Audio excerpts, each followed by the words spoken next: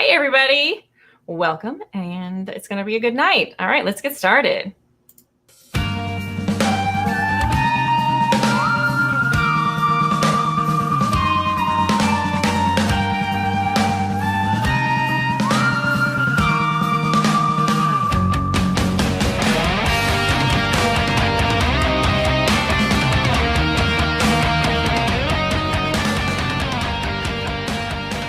From the spooky land near Salem, Mass, to you listening around the world, this, my ghouls and guys, is Spaced Out Sunday. I'm your host and Spaced Out Radio's resident witch, Lynn Wallington, coming to you live from my broomstick. So grab a seat, keep your arms and legs on the broom at all times.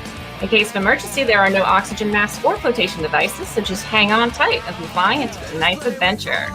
We welcome you to tonight's show on YouTube, Twitter, and Twitch. If you want to take a listen to the archives, they are free at youtube.com/spacedoutradio. Just do us a favor and hit that subscribe button. You can also follow us on Twitter at Spaced Out Radio and my personal handle at Witchy Linny, Witchy with a Y, Linny with an IE. And don't forget to follow us on Instagram at Spaced Out Radio Show and at Witchy Linny. Our website is spacedoutradio.com, where we have a plethora of features for you, including rocking out to Bumblefoot, read up on the SOR Newswire, and so much more. And if you're in the mood for some paranormal stories combined with utter ridiculousness, you can also find me and my friend Caitlin on YouTube at Paranormal Spirits. I put the link in the description down below. It's Sunday, and tonight I'm feeling like learning a little more about Bigfoot. And here to teach us is Tom Sewid. Tom is one of North America's leading experts on Sasquatch, with a massive understanding of the North American Indian perspectives on the creatures. He studied under and with guidance from Dr. John Bidernagel, who is another leading Sasquatch researcher. Thomas learned to continually study the scientific information pertaining to primates and relic humanoids. He's also the moderator of the Facebook group Sasquatch Island. And just to remember, you guys, if you have a question, please type it in all caps so that I can see it better. And let's get Tom on so we can welcome him on. Hi, Tom. Welcome to the show. Thank you for having me on the show again. Oh, I'm so excited to see you. Well, this is the first time I get to see you, so I'm very excited to talk with you. I've been hearing only good things. Oh, yeah. No, I just got in tonight from Vancouver Island, British Columbia, Canada. I got called out after work Friday to go do an investigation on an area of a lot of activity and just made it back into Wi-Fi zone about 2 hours ago. Oh, well, I'm glad you made it back. How'd the investigation go? Find anything interesting? Found the biggest well-defined Sasquatch trail I've ever seen. It was amazing. And we just laid out half a dozen trail cameras on it, and we'll go back there in about a month. Wow, that's amazing. Oh, it's crazy out here. Vancouver Island is filled with them. That is very cool. So I live in Massachusetts, so I'm on the whole other side of the United States. And I don't think we have a lot out here as far as Sasquatch, Bigfoot. I don't think we have a whole heck of a lot because, well, also where I live, there's a lot of people. So I can't imagine there'd be too many of them out here. I wouldn't be if I were them. Yeah. Well, they're elusive. That's for sure. Yeah. All right. So let's start out with, what do you think a Sasquatch is? It's a feral human being. I started out, when I first started, I thought, it was in our native culture because I'm a Kwakwaka'wakw First Nation or Indian or Native American, whatever they're calling us, and their flavor is for the month. But I go by Indian. But I am from the Kwakwaka'wakw tribe from northern Vancouver Island, which probably has the closest connection to what we call Chunahwa, the male and female Sasquatch. It's our highest ranked crest. You see it brought to life in dance and song in our potlatch ceremonies and other celebrations where we show our family crests. Every family has the crest of the Chunahwa, female Sasquatch. So all my life I've grown up in the shadow of totem poles with Chunahwas, seeing the dances, hearing the stories when I was a kid about you behave or Chunahwa is going to come grab you with big hairy arm at night, put you in that sack or that basket, and carry you deep into the forest where she'll eat you. So it's always been a part of our Kwakwaka'wakw culture. And then, of course, being inquisitive as a young boy and then a teenager and in my 20s being a commercial fisherman traveling all over the coast, I'm asking everyone, other native tribes, other fishermen, what do you know about Sasquatch, Bigfoot? And then I would hear, well, we call it Ogi from the Haida Nation. Here's our story. Here's my encounter. Oh, Mhm. we're from Coast Salish on South Vancouver Island. We call them Hawakwis, and here's my encounter story, and so forth. And I was in Clem too before Les Stroud even knew about it, and that's where he did his first Bigfoot show. And I have friends in Clem too, and to this day, with the modern day smoke signal of Facebook and Facebook Messenger, I'm hearing weekly reports from throughout British Columbia from my fellow Indians, First Nations, but I'm also getting a lot of reports from like Clem too. But so hearing about all that as a kid, I thought it was you know, a great ape, a monkey or something. Mhm. Then when I met Dr. John Bidernagel after my early 1990s sighting, he, me and him both believed that it was a branch of Gigantopithecus blacki, which is, Mhm. no one primate in the Europe or Asia that supposedly walked over on the Bering Land Bridge. So that's what I kept to. But when I started seeing them, hearing them, interviewing my fellow North American Indians and hearing their stories, then I would hear they're the other tribe. Mhm. And they're the ones that live up in the mountains or deep in the woods. We interact with them still to this day, trade with them still to this day, respect them from the Kwakwaka'wakw Nation, give them the greatest respect. We never would ever harm one, even think of it. But then I started, when I saw them and saw their facial features and up close, like how closest I got was probably 6 feet away from one face to face. And I started thinking, going, no, that doesn't look like a gorilla or a chimpanzee. You'll see their hands, and it's like, wow, that's take a big muscular human and throw some hair on them, darken their face up a bit, and you have a Sasquatch Bigfoot. And when you hear that they can mimic, they can, they have language, from the people I work with and other natives, and I've come to the conclusion that they're just feral humans that thousands of years ago. Now you got to put yourself in a Sasquatch footprints in their tracks. Live Yeah. like them. What have they seen since colonization of the Americas? They've seen decimation of buffalo herds, the extinction of the passenger pigeon, the Steller sea cow on the west coast of North America went extinct. Many places, the shellfish are pretty much extinct. Salmon in British Columbia is on the verge of extinction in many river systems. There's clear cut logging, urban sprawl, jet trails, and the list goes on. So we look at that, and we look at shows like Alone and others that show us the way people live, hunting and harvesting and living off the land and respecting the elements of wind, wave, and snow and temperatures and so forth, or they die. And people are reaching out to a pristine time.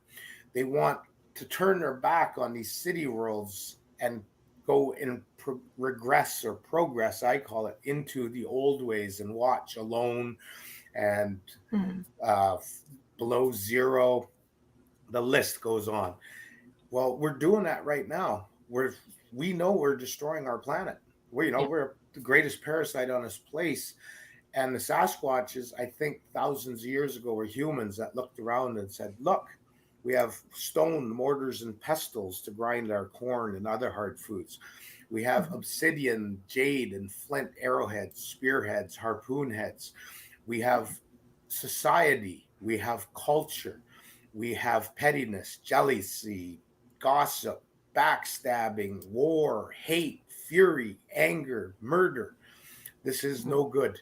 So, as our ancestors did, as your chief of our family clan, your mother or my wife have spoken, and we're going to drop our modern day big houses, teepees, tule huts, pit houses, long houses, and we're going to walk into the forest, into the prairie, and we're going to live like our ancestors did, more in tune with nature. And I think when those early humans in the Americas did that, even in Australia with the Yowie, even in Asia with the Yeti and others.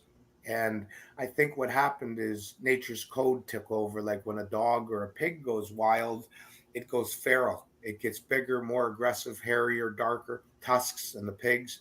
And I think that's what happened to those humans.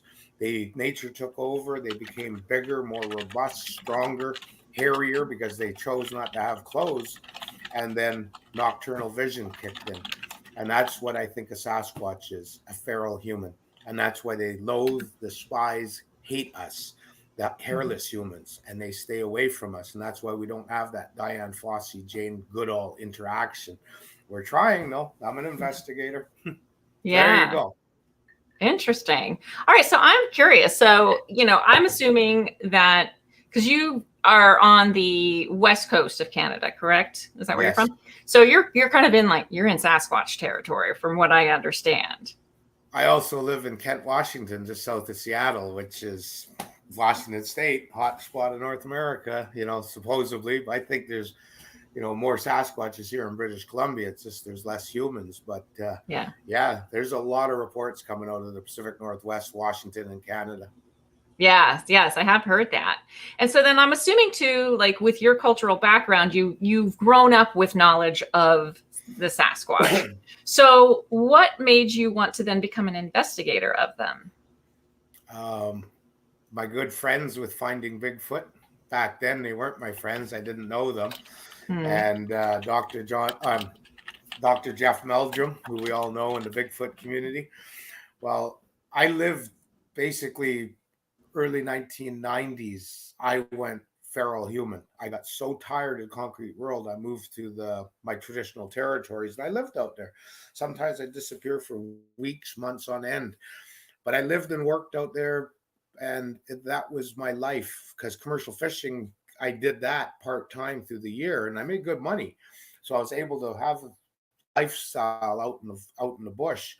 And then there's other jobs out there guiding. I was a grizzly bear hunting guide and black bear hunting guide for over 20 years. So I lived and worked out there twice a year, spring and fall hunts.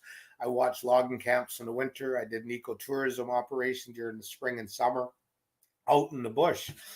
And, it was my lifestyle. And then a zebra striped kayak came paddling into my abandoned native village with totem poles on the ground to see them.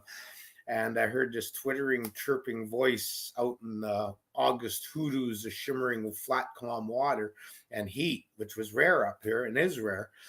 And all of a sudden, this zebra striped kayak appeared on my white clamshell beach, and I met Peggy. And I gave her a native cultural tour through our village. I kept in touch with her. Both of our marriages went sideways in early 2000s, mid 2000s, and I found a piece of paper with her phone number in March of 2008, and I dialed it up, and she answered, and I said, "Hey, Peggy, it's Tom Sewid." And she screamed, thought she'd never ever hear from me again. And I said, "What are you up to?" And then a few months later, her and I committed each other to each other, and we've been together for 13 years. And the first 5 years I stayed in bush. I just didn't want to be in the concrete. And, she had her young daughter and everything, and her career with the job she had in Seattle. And then finally she said, "Why don't you come try to spend a few months down here?" And I was sort of like, months in the city? I'm like, 3 weeks, I go buggy and I want to get out of there. So I thought, sure, let's do it. So I tried. And while I was there, she introduced me to Finding Bigfoot and other shows. And I looked at her and I said, "Why do they keep calling my Sasquatch Bukwus?" Bukwus is a small, hair-covered, bipedal creature in my culture that is the keeper of the ghost world from the spiritual realm. But that guy's got a capital D, small r period before his name and Meldrum afterwards, and he's telling the world that my Sasquatch is Bukwus. It's Junaha. Junaha is the Sasquatch. And then Finding Bigfoot. And I'm like, why are they knocking on trees?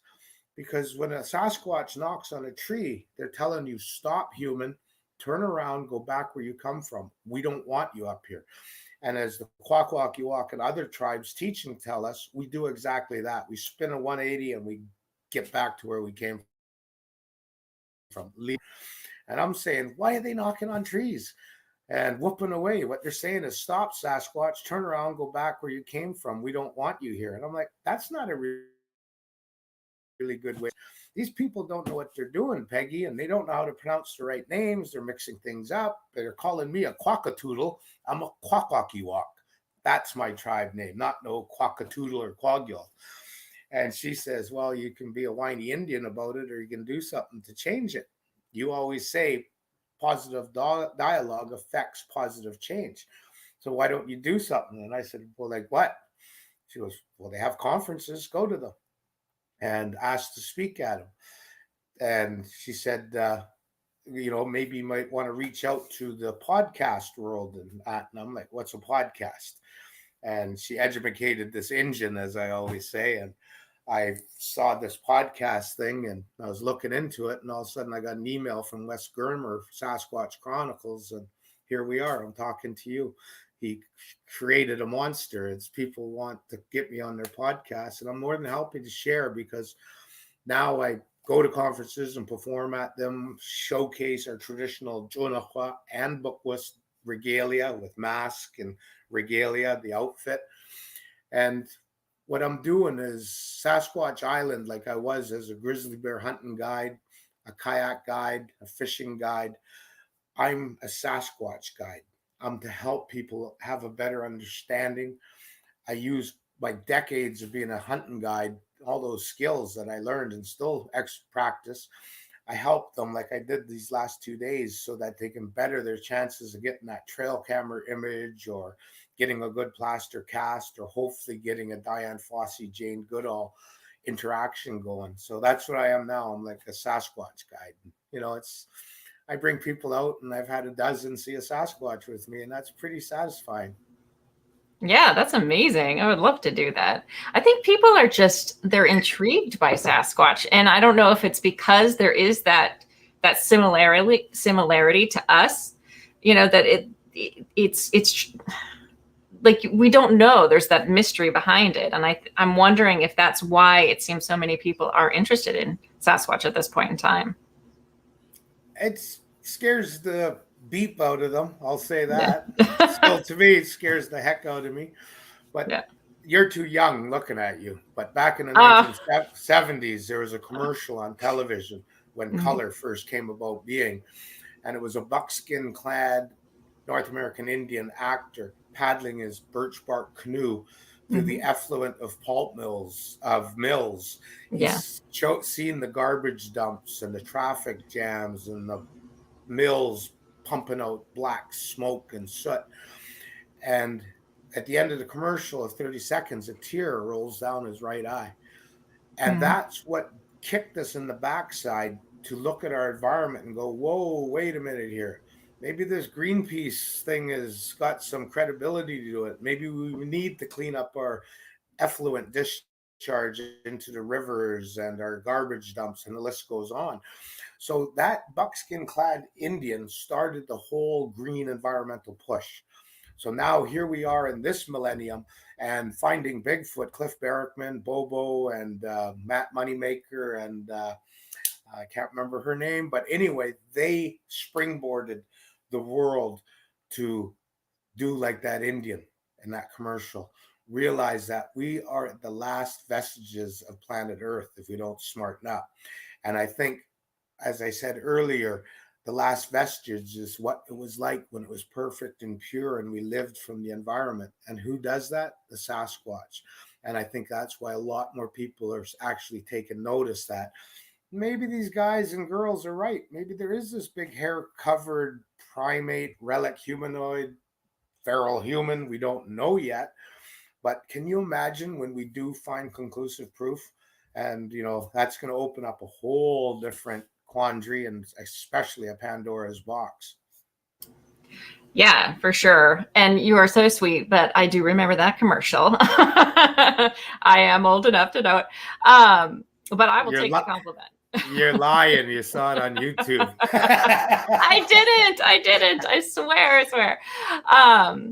But yeah, so do you think that draw, like, the push for us to become more ecologically aware and are seeing, Sasquatch kind of living out Sasquatch, who is very, human-like from what I've understood, obviously, feral human, as you put it, that is kind of giving us that motivation to be a little more like that. Absolutely. Number one, it's seeing people like me become investigators because I wanted to rectify a wrong and guide people to, bettering their chances of finding Sasquatch, as I still do. But it also brought out the YouTube channels, the podcasts, the books, the DVDs, the television shows. Now you can go to Hulu, Netflix, Amazon Prime. You can go to a new one called Peacock in the United States that I was introduced to last week. And you can see all these Sasquatch genre shows. And what are you doing? Les Stroud's a good example in finding Bigfoot. They brought all of us into the forest, even though I was already there, but the concreters, the people who forgot about going camping and things. Now there's people going on commercial Sasquatch expeditions. They're doing their own expeditions and seeking. What are they doing? They're getting out of the concrete. They're getting back into the forest. And now they're taking notice when all of a sudden, what are you going to mean they want to log that forest or strip mine it?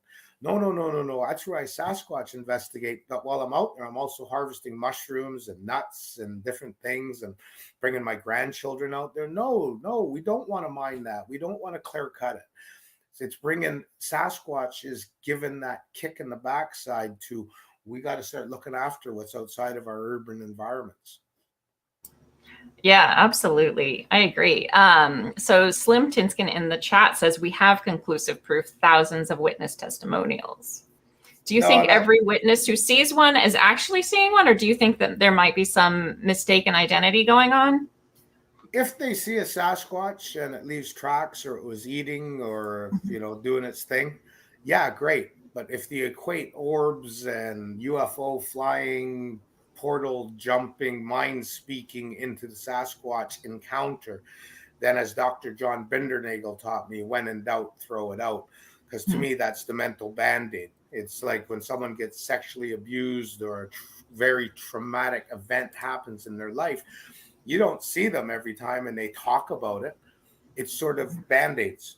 They might have to go to counseling and so forth, or life goes in a negative path because of the trauma, but they don't necessarily speak about it. And that's the mental band-aid, forgetting about it.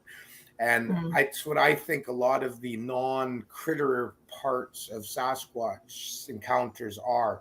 People got so beep and scared that all of a sudden it was jumping in the UFO and there's lights flashing and orbs dancing around. It went through a porthole and it was mind speaking to me saying, "Get away, leave me alone." No, they're critters. They eat, they leave tracks. Yeah. Sleazy Bees had a good remark, though I would think this was a question too. How in the history of Bigfoot have they never found bones, hair, or a dead body?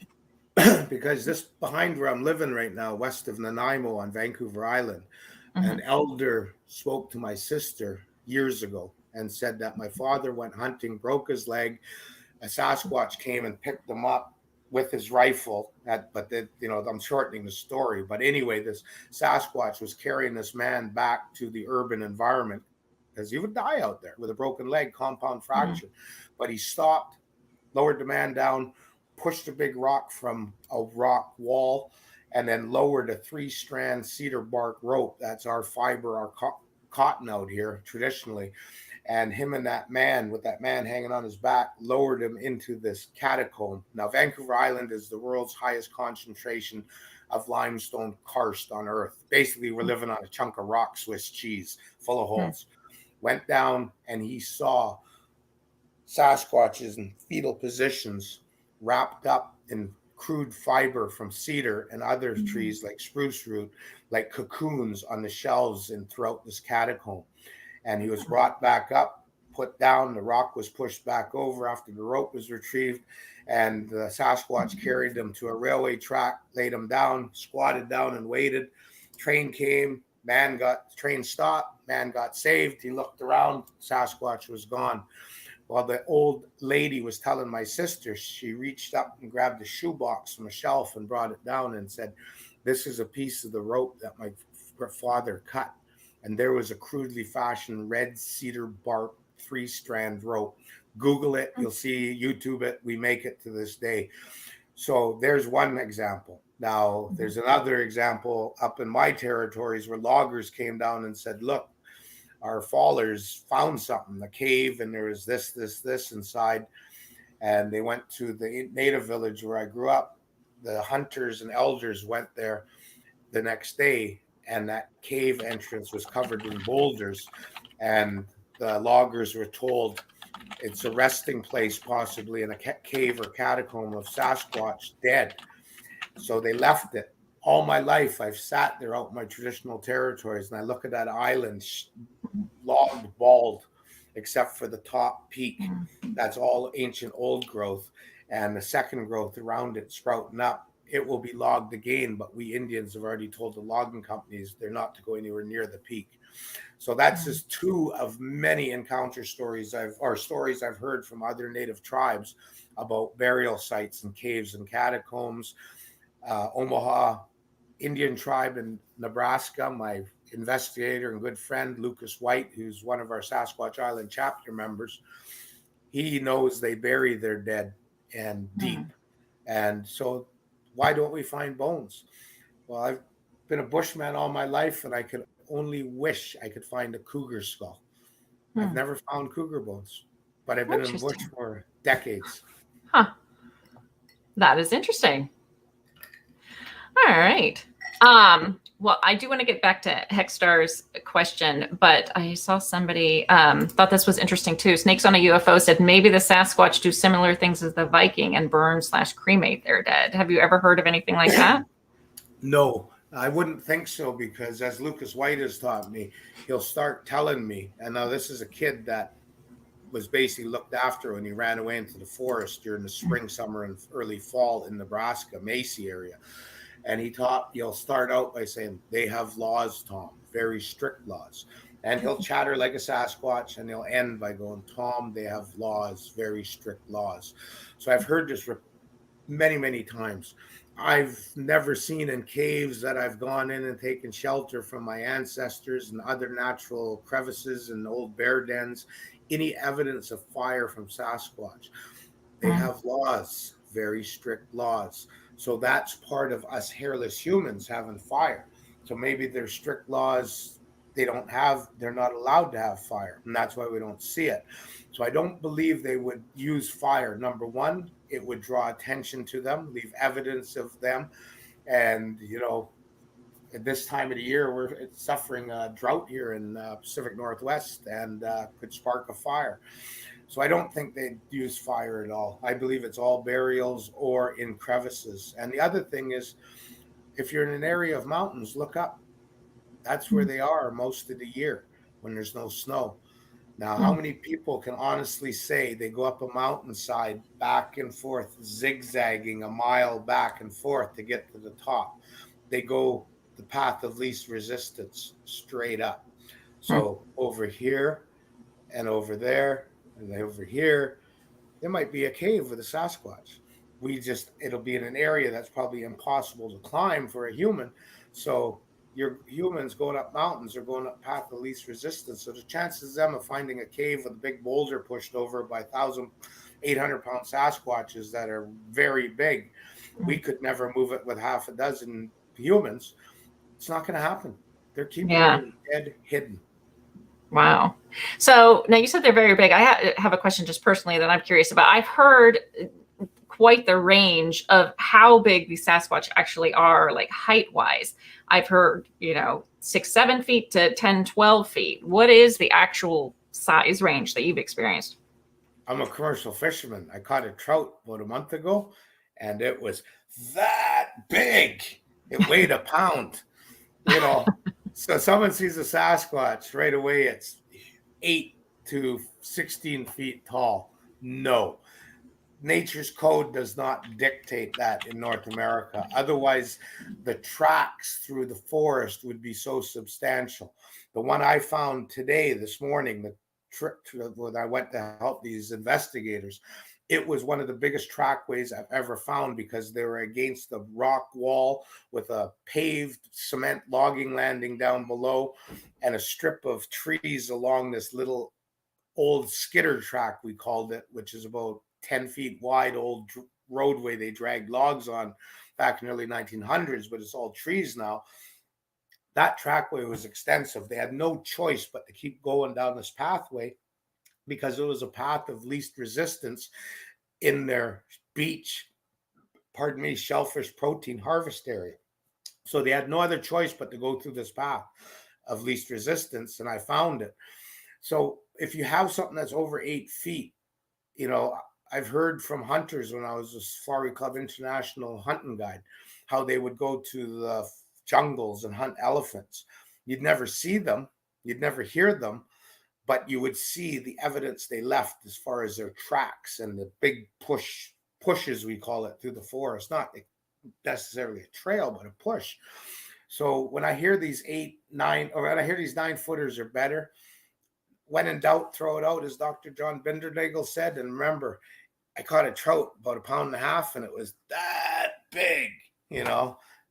Fear puts into you and ego puts into you. I saw a Sasquatch. Well, nowadays with the popularity, that's a big ego boost. But it was 12.5 feet tall. When you actually go there and measure it out, where the stick is, where the head was, oh, that was 8'2".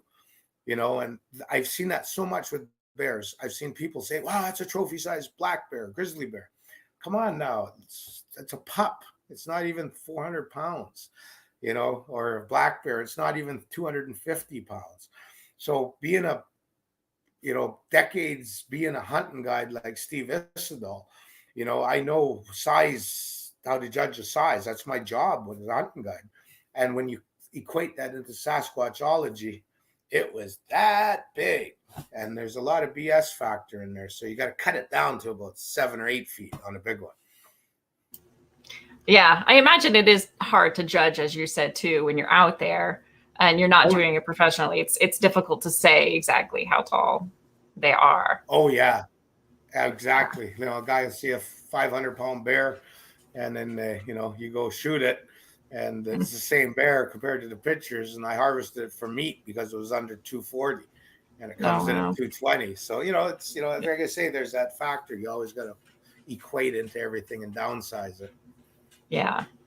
Okay, so Hexstar has been waiting very patiently. What is the most recent hotspot of sightings in the USA? Is it relevant to elevation? Right now, we are in mid-July. The Sasquatches are up above the tree lines in the alpines because that's where the ungulates, the elk, mountain goats, deer are going to fawn drop because of all that rich meadow grass and flowers to produce milk, but also to be able to see a long distance or hear or smell a long distance so they can get away from that predator with their baby. So that being said, they're nomadic seasonal migrators. They're always in flux and transition. So out here in Vancouver Island, they're up in the alpines right now for fawn drop. Pretty soon, there's going to be some forest fires. They're actually happening all over Western North America right now. Well, Sasquatches aren't like us dumb, hairless humans down here in the valleys, living in the forest, seeing our entire towns disappear in our homes. Sasquatches are up above, and they go, oh, look, a forest fire. Oh, the wind's going to carry it by us. We're all right up in this alpine. Or look, a forest fire. We're smelling smoke. We better go down tonight, down the mountain, stay in the valley, and keep working our way up to the next mountain ridge to watch the fire go by. They're not dumb. They got well-developed frontal lobes. That's why they're up in those alpines right now. We're going to lose hundreds, if not thousands of houses this summer from forest fires. They will not. And they'll simply move to an area that didn't get hit with the forest fire. So that's where they are. So elevation is a big thing for this time of the year. Look up in November through March, and there's a lot of snow up there. Ain't no Sasquatches up there, no food. They're down in the valleys where the elk and the other ungulates are, where the rivers are, lakes, but mostly in the Pacific Northwest, they're on the beaches in the wintertime because of no snow and shellfish abundance at low tide and long, dark nights. So they won't be seen. So best thing is go to Sasquatch Island, join the group, scroll it, sit down with a beverage and a bathroom break, and everything's there. Your 101 on how to find a Sasquatch on the seasonal migrations that they do in the Pacific Northwest and some in some other regions. That's awesome. So Spanish Fly has a question that actually kind of touches upon what you were just talking about. It says, where does the Sasquatch species rank in intelligence relative to us and other intelligent species like elephants, dolphins, or chimps? Well, they're definitely smarter than us hairless humans. You know, look what we're doing to this planet, and look what Sasquatches haven't done to this planet. So, to me, living out in the bush for many years as a feral human, you know, living like a rogue Sasquatch, because I was mad at the world for some time while I was out there. It's you really bring into context waste. So you don't go to the river and, oh my God, look at that. There's 150 salmon in there and 6 inches of water. Well, I'm going to go kill them all. And I can only smoke about 20 before the others go rancid. Well, out in the bush, you don't do that. You don't go get 150 salmon, clean that whole stream out so you can throw it in the back of your pickup truck and bring it home and sell it to your friends in the black market and freeze it and jar it. You don't think like that in the bush. You go to that river and go, oh, there's a nice silver bright salmon, male, because the other ones are females. They need to spawn. I'll take that one fish. It'll last me a week of protein. Hence, alone. Now we're right back to alone. And her question was really good. And, you know, so, but comparing the dolphins and all that, I don't know. I'm just an Indian, not a scientist, and bushman. And the other one is orcas, I do know, have 26.5% more of a larger brain than humans compared to body size in comparison. And their frontal lobes well more advanced than us humans. You know, it's probably for sonar, but, you know, look at orcas. They're like Sasquatches. They don't destroy like us. You're on mute. Oh, sorry. Thank you. I said, and they're beautiful. I love orcas. I think they're amazing. Red in the Valley says, what does he recommend someone do if they come upon one? Number one, if you're going to just be out in the bush, just hello, look down, raise your hand, and, you know, just up and see what they do. You know, if they're staring at you, you're staring at them. I wouldn't recommend smile, but don't grimace. Don't show your teeth. Don't do a Farrah Fawcett smile, because grimacing is a primate characteristic of turn around, get out of here. I don't want you here. So don't show your teeth. Give them a smile. You know, offer them something. You know, don't give them things that they're not accustomed to, like peanuts or chocolate. But, you know, you might want to have a bag of nuts or apples, plums, pears, cherries, you know, it's whatever's seasonal. And in times of non-seasonal, I think they'd really appreciate a pear in February, you know, so that's what we use in our gift, not gifting, but call it what it is, baiting. And so, you know, just like I teach a lot of people, and like I did today when we did the investigation over the last 2 days, I said, no matter where you are, learn the language of the native people from that region where you're going to investigate. Find out simple words like, hello, how you doing? I don't know who you are. I come in peace. I have an offering.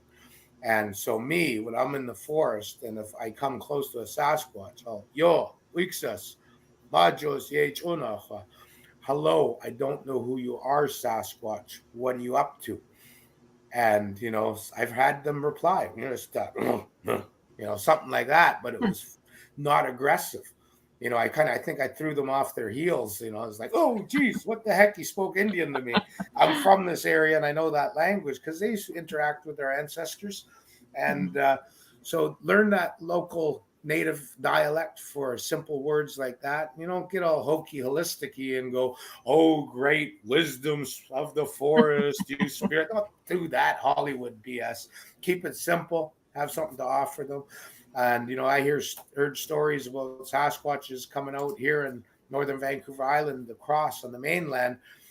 Kid runs up the stew pot put it in a cabin with a wood stove and heat it up. The elders told him.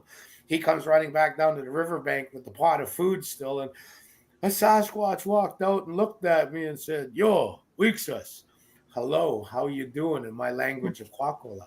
So it's there. Practice it, and maybe it'll increase our chances of getting that Diane Fossey, Jane Goodall interaction. Yeah, that would be amazing.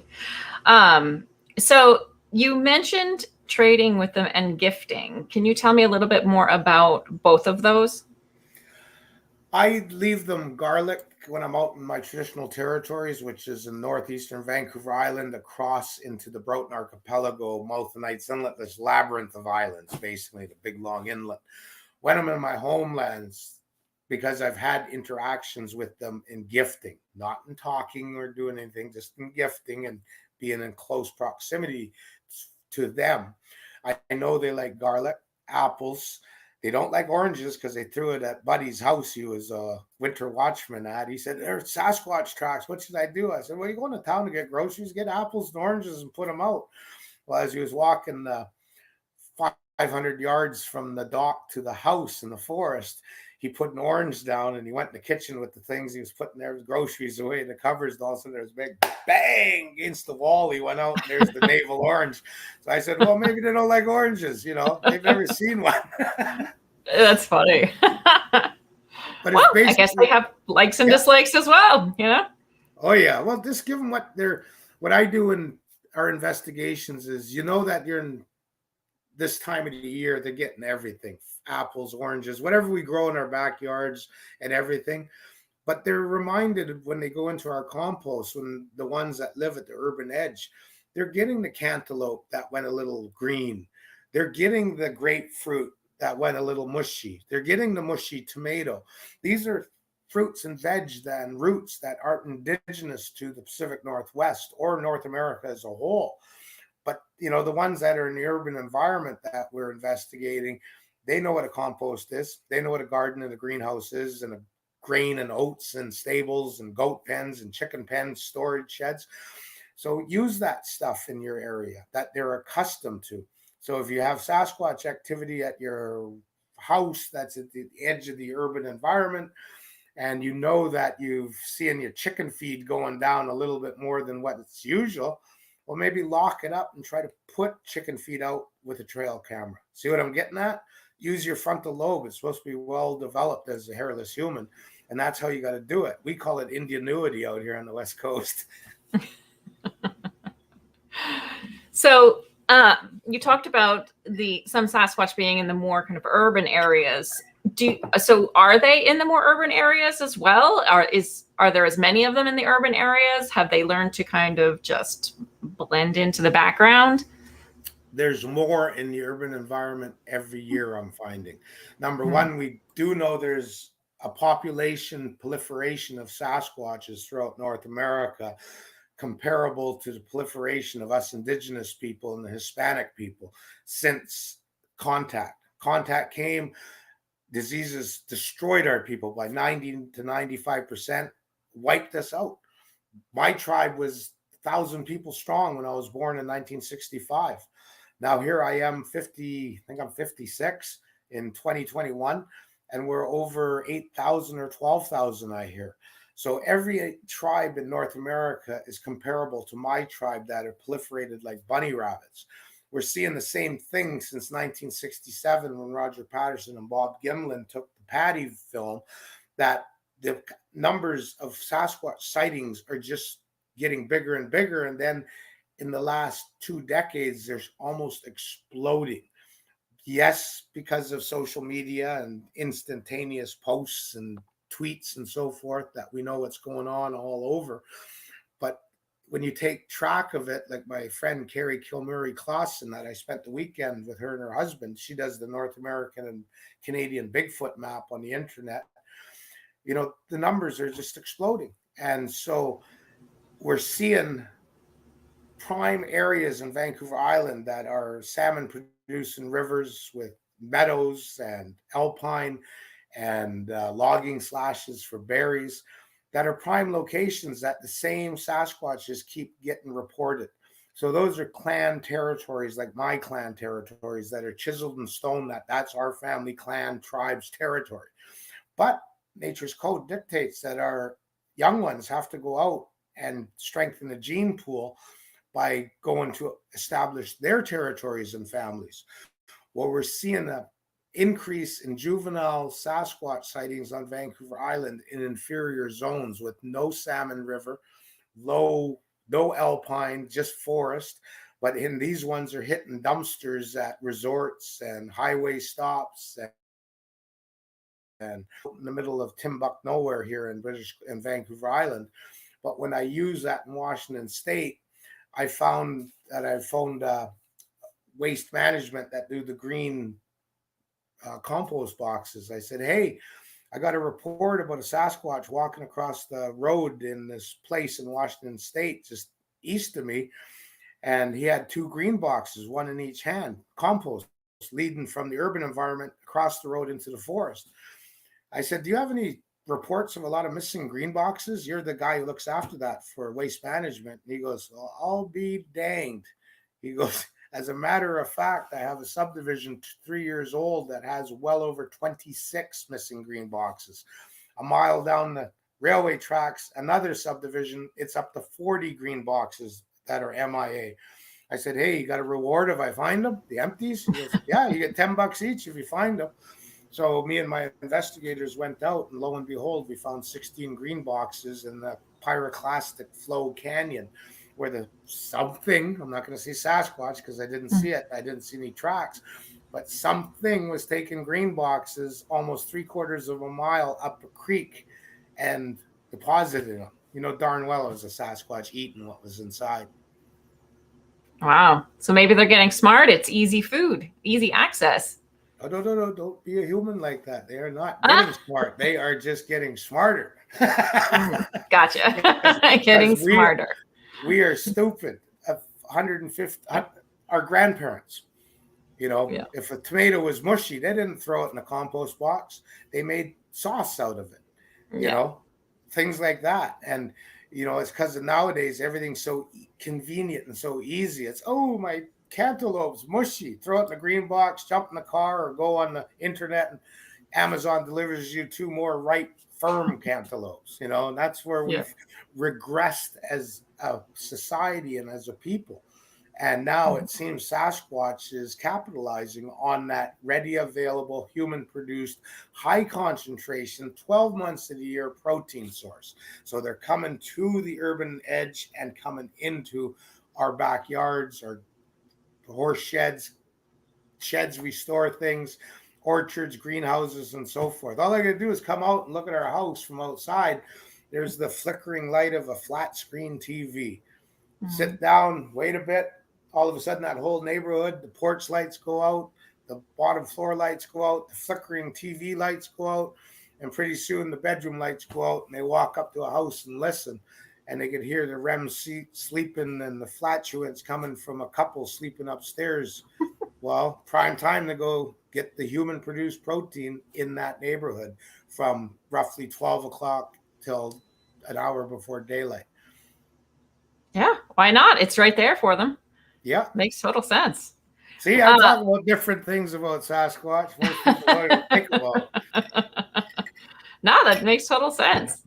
So Red in the Valley says, I've only just become curious lately about certain things on our property. They've been talking about their property. When he mentioned about chickens, we had all 12 chickens lost in one night back 10 years ago. I've heard of this. Other people saying that chickens have gone missing. So do Sasquatch eat things like chickens? Will they take animals like that as well? Interesting. 12 chickens lost in one night back 10 years ago. I'll speculate that it never repeated itself in the last decade. Why? Because Sasquatches respect.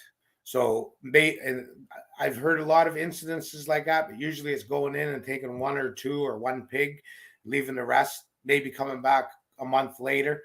They seem to do it in a pattern of respect where they don't just keep coming every night like a fox or a bobcat or a raccoon.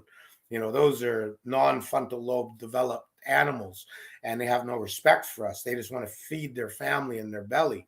So Sasquatches seem to come, but that's, you know, coming in and taking 12 at a time. To me, that pops up a flag of recognition saying maybe it was a family clan of Sasquatches on migration, seasonal migration, and it was a substantial size clan, and they needed 12 chickens worth of protein. But then they didn't come back again. I mean, they kept going. But out of respect, hopefully they left a half or a third or more of the chickens. Yeah, I was just going to ask, do they ever, you mentioned trade, do they ever, if they take something, do they ever leave something in return? I've heard it. I've seen the odd thing, like in Village Island, this abandoned native village that I was a native watchman in from '89 roughly through to 2012, 13, or 2013. I didn't have television, so when the tourists left at about 4:30 in the afternoon, I was in this abandoned native village all by myself. The tide would be low, and I'd go out there and pick artifacts on the beach. I wasn't allowed to dig the midden, the archaeological site, forbidden by my chief and council, so I wouldn't do it. But on the beach at low tide, you would find copper bracelets from the early explorers, copper pieces from the copper shields we had that were like our credit cards back in the day, harpoon points, arrowheads. The list goes on of copper artifacts that were all pewter, what do you call it, the patina green. And I'd be picking these things, and there was this big flat rock in our village that I would notice, because I'd stop at like 6, 7 in the evening, and I'd go up, make my dinner, look at the sunset, go to sleep, get up in the morning, another low tide, and I walk down the beach picking artifacts, and on the beach again, because that was my entertainment. And then I come to that big flat rock, and there's some pieces of green copper, rusty nails and bolts. There was no humans in that village other than me from that afternoon until that morning. And, it didn't dawn on me until one time I said, oh my, I see big tracks in the gravel. I think someone's bringing me gifties because I was gifting them. There was a lot of fruit trees in the village, cherries that had gone wild, plums, crab apples, and one small pear tree, blackberries, thimbleberries, huckleberries. That was all in the abandoned native village of roughly 14 acres with some houses that were falling apart. So there was fruit ready available for them, but I didn't want to be picked on by the Sasquatch at nighttime. I knew they were there. And so I would leave out apples, pears, sweet potatoes. They seemed to like sweet potatoes in my area. And those would be gone from the rock. And then exchange would be these artifacts. So yeah, they return things to you. And I've heard many reports of that as well. But when you get into glyphs, I don't believe in that. Mm. That's interesting, though, that they were gifting things that were extremely old. So that makes me wonder: are they saving them up? Are they storing them somewhere? No, they have laws, very strict laws. They're not going to retain anything because in Omaha Indian Reservation right now with Lucas and his ongoing investigations, he's finding like those crib toys our babies have that have colorful spinners and bells and squeaky things and that are choke. They won't choke our child. They're all tied to the crib. Well, he found one way out in the middle of the forest, 3 miles from the nearest road. And there's rattlesnakes down there. So no kid's going to be walking around out there. Why was this kid toy out there? Why did he find a spinning toy out there? Well, what it was when the Sitonga, their Sasquatches, go into the farm communities or the Macy or Winnebago or the other community into the urban environment at night to feed. A young one must have picked up that toy because it liked it, like any young human with hair would, and all of a sudden their mother, like all mothers, oh, I'll let my baby have it. And they get 3 miles into the bush, and all of a sudden a big male comes along and, what are you doing with that? We have laws, very strict laws. You're not allowed to have material possessions. You're not allowed to have things that are humans. So the kid disrupts it. It's left there. Lucas comes across it. So now that brings up the big interesting thing. The Gods Must Be Crazy, 1980s. You've seen that show, didn't you? And how a Coca-Cola empty bottle thrown from an airplane into a Bush family's clan territory could create animosity, hate, anger, and then clunk, bonk upside the head, lash out in aggression. And the head leader had to grab it and give everyone heck and say, now I got to bring this to the edge of the world and give it back to the gods. Well, that's exactly why Sitonga in Omaha they have laws, Tom, very strict laws, which equates to all the other Sasquatches in North America, because we don't hear of them with tool use too much. There's an odd story, I'll give it that. We don't hear of them wearing clothing. There's the odd report from the Arctic regions. They don't have fire use. We don't really hear any reports on that. And, you know, we have an incident of them carrying plastic that I recorded, which was 2 green boxes, but there's no other really reports of them running around ringing a toy or something, or carrying a knife or an axe. You know, there's a few reports of them going in and stealing knives and axes and tools. And actually, some of the Indians here in Vancouver Island are gifting them dead elk and deer at the end of hunting season, and they lock the gate, but they leave the clean elk and deer to feed the Sasquatches. This is an offering of thanks. You didn't kill any of our hunters. Here's our pay of respect. But they're also leaving axes and knives now. I don't know why, but I'm seeing it in the pictures and from the oral reports. So, yeah, you got to equate a lot of things that aren't being equated into Sasquatchology, Sasquatch 101, and that's what I do. Interesting. So they're gifting them axes and knives. Yeah, It's fascinating. which I don't believe in. That's like when Christopher Columbus and his followers came and gifted us the thunder stick. Look what it did to us Indians. Yeah, right, for sure. That's interesting though. So I wonder if they must be, I'm assuming, seeing them use these tools to a certain extent. Otherwise, I don't know why they would be leaving them for them. But that is fascinating. Well, we have a good report from Anchorage, Alaska, where a guy on a quad goes out in the sand dunes, and there's something out in the far distance. He gets closer, and that Sasquatch stands up. It's feeding on a washed-in dead walrus. And he got scared, turned around, took off, went to the village, told everyone. They go running out with guns to check it out. And there's the dead walrus, but no Sasquatch. But there's his tracks. He's gone away. And they go to the walrus, and there's a steak knife sitting on the back part of the neck where the Sasquatch had cut out a chunk of blubber to get at the meat and fat. Well, right there shows the use of a knife. So that means an opposable thumb. And it's showing tool use, which is showing well-developed frontal lobe. And so one of the Inuit guys up there said, "Hey, I recognize that. That's my steak knife. It stole it from my cleaning table." So there's a good example of tool use and, you know, capitalizing on the urban environment. It came to a human's house in the Anchorage area to steal that knife. Wow, that is fascinating. So Red in the Valley is the person that put up about the 12 chickens in one night. They also said that they, I think they said there was a cougar in the area and they lost a steer, a young steer. And then this is what they said: the county adjuster came to inspect the steer and said it was a bear kill, not. The hide was peeled back from tail to head. Do you have any thoughts on that?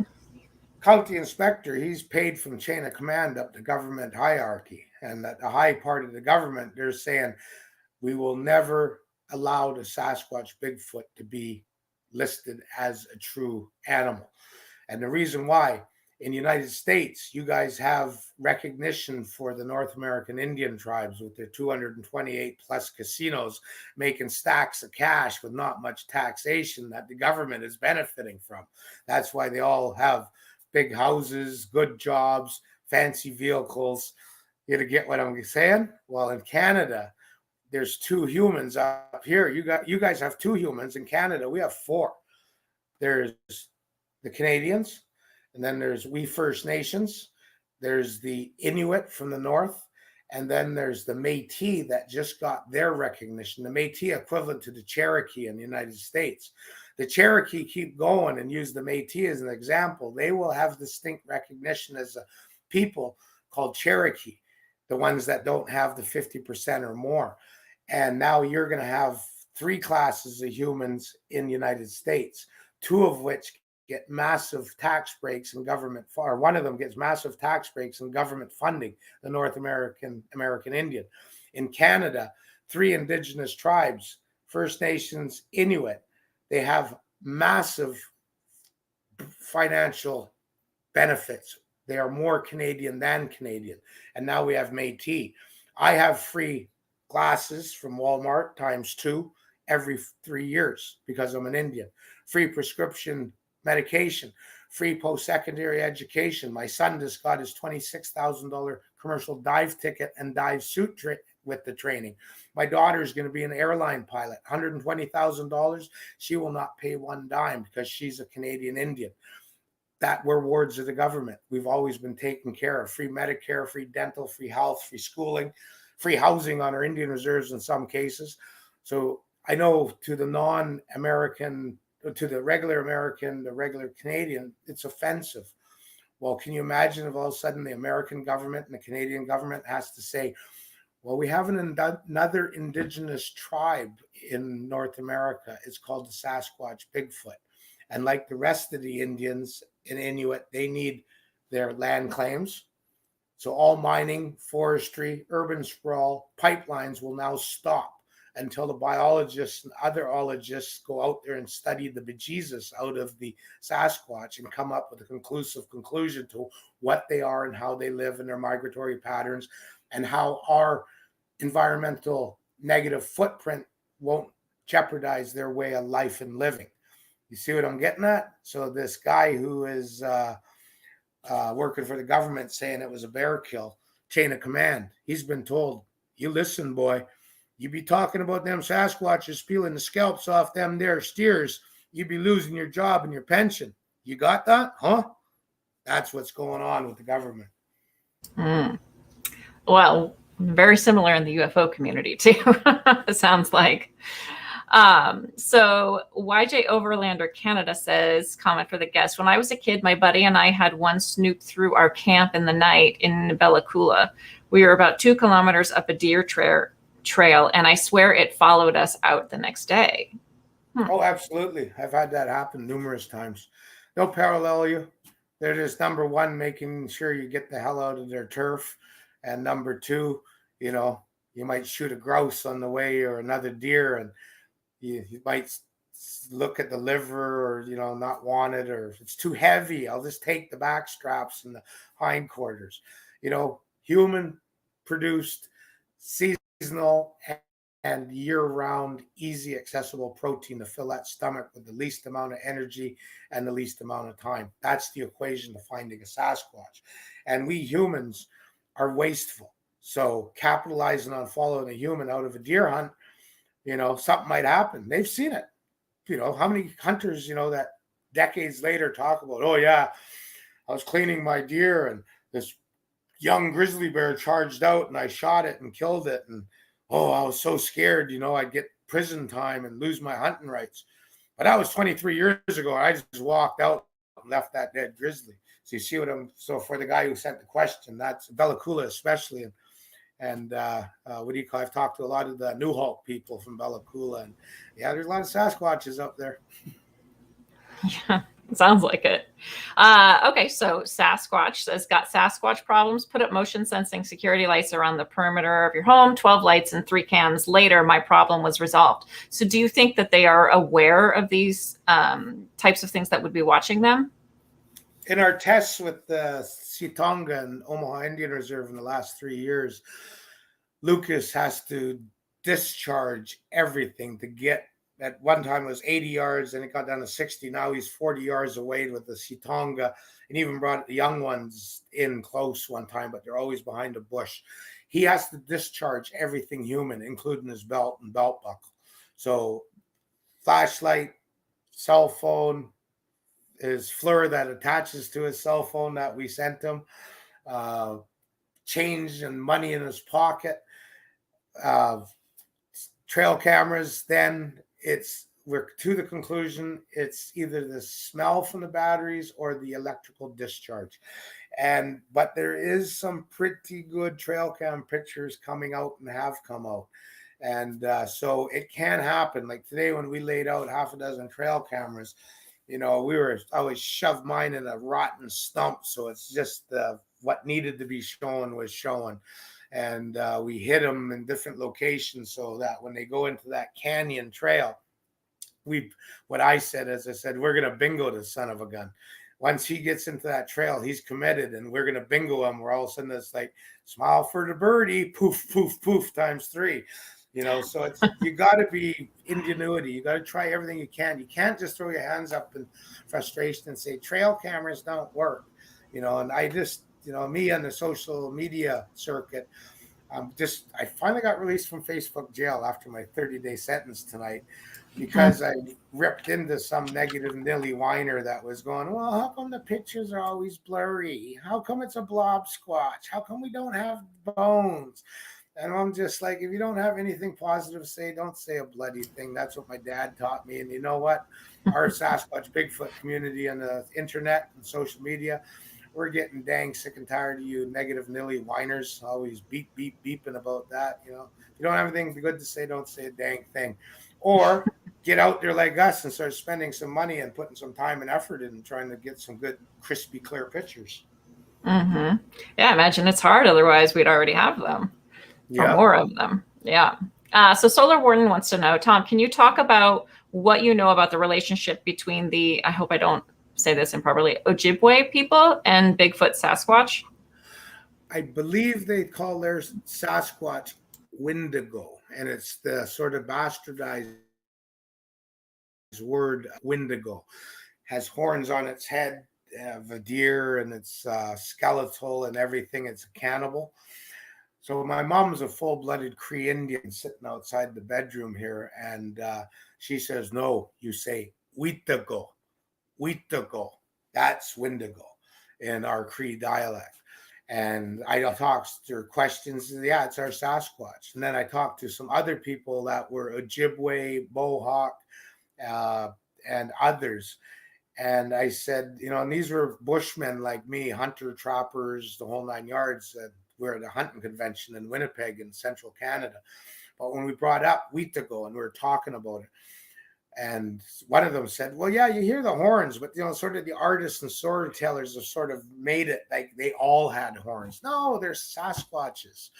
But there, my version from my tribe, just north of the Ojibwe, the Crees, is that it was a Sasquatch that was sick, probably had worms or something. It was very skeletal, very skinny. So it wasn't robust and scary when it came into the villages to steal the kids and the women that were berry picking to eat them. It was a cannibal because they're from the other tribe, Tom. They're the other humans. But the story goes it had deer horns tied to its head because it was so skeletal. It wasn't scary. So it put the horns on its head to make it more scary. So that's my interpretation of a lot of the different tribes' Wendigo, which my tribe Cree, because I'm half Cree, call Witago. So I think it was a ringworm infested, tuberculosis lung filled Sasquatch that was kicked out of his clan because he was diseased and wormed up and of no use. And he was starving and he wanted to get those humans scared so he can grab that woman or child and go eat them because he couldn't chase after deer. He was too slow. So he just strapped the deer head on his thing and the woman screaming. Next thing you know, he runs and grabs the child they forgot about, runs into the forest, and, likes beans, human beings. That's what the rogue Sasquatches are. They're psycho or narcissist or whatever type of Sasquatch that is just the mind's not there. And they're eating humans. And that's why the Kwakwaka'wakw say that they're cannibals. They eat children and others. Wow.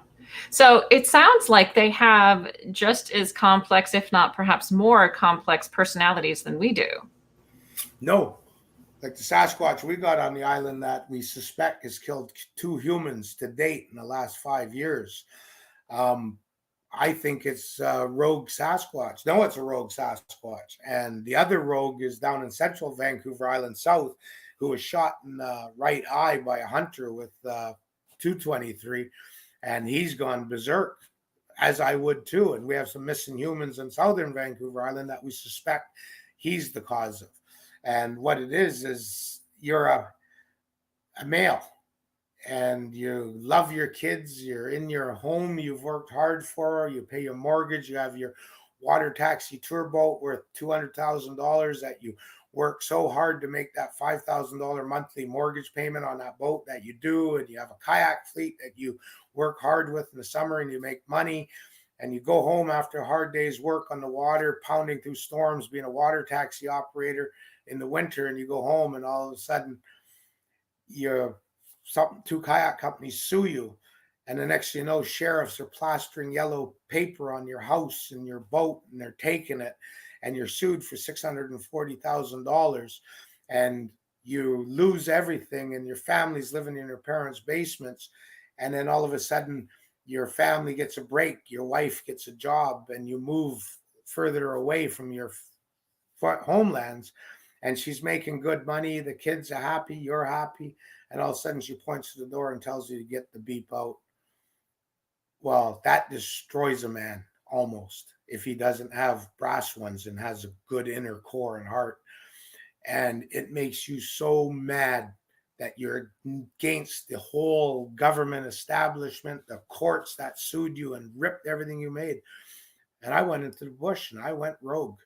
So I know what it's like for those Sasquatches that are head of clans for decades, and they love their kids and their grandkids and their mates, and everything's hunky-dory. But nature's code kicks in, and some Sasquatch from 3 mountains over comes over, and you've seen him a couple times through the last 5 years trying to take your dominance, but you whooped his butt, turned him away and beat him bad. But he comes in again, and all of a sudden, the next thing you know, you wake up. That Sasquatch tree knocked you upside the head a few times with a hardwood stick, and now you're no longer the dominant Sasquatch of that family clan. You have to leave. That's nature's code. Wolf packs, lion packs, the list goes on. And all of a sudden, snap, something goes in the head, and they get bigger and more aggressive, and pretty soon they're chawing on a arm or a leg of a human because they're easy pickings. The rogue Sasquatch, Pallades, missing 411. He's making thousands of dollars on the stories of the missing 411 that no one knows what happened to them. More than likely a Sasquatch likes beans, human beings. And up here in Canada, we have the Trail of Tears. And I've heard reports that some of the ladies that are missing, and men, they suspect it was the other tribe, probably a rogue Sasquatch.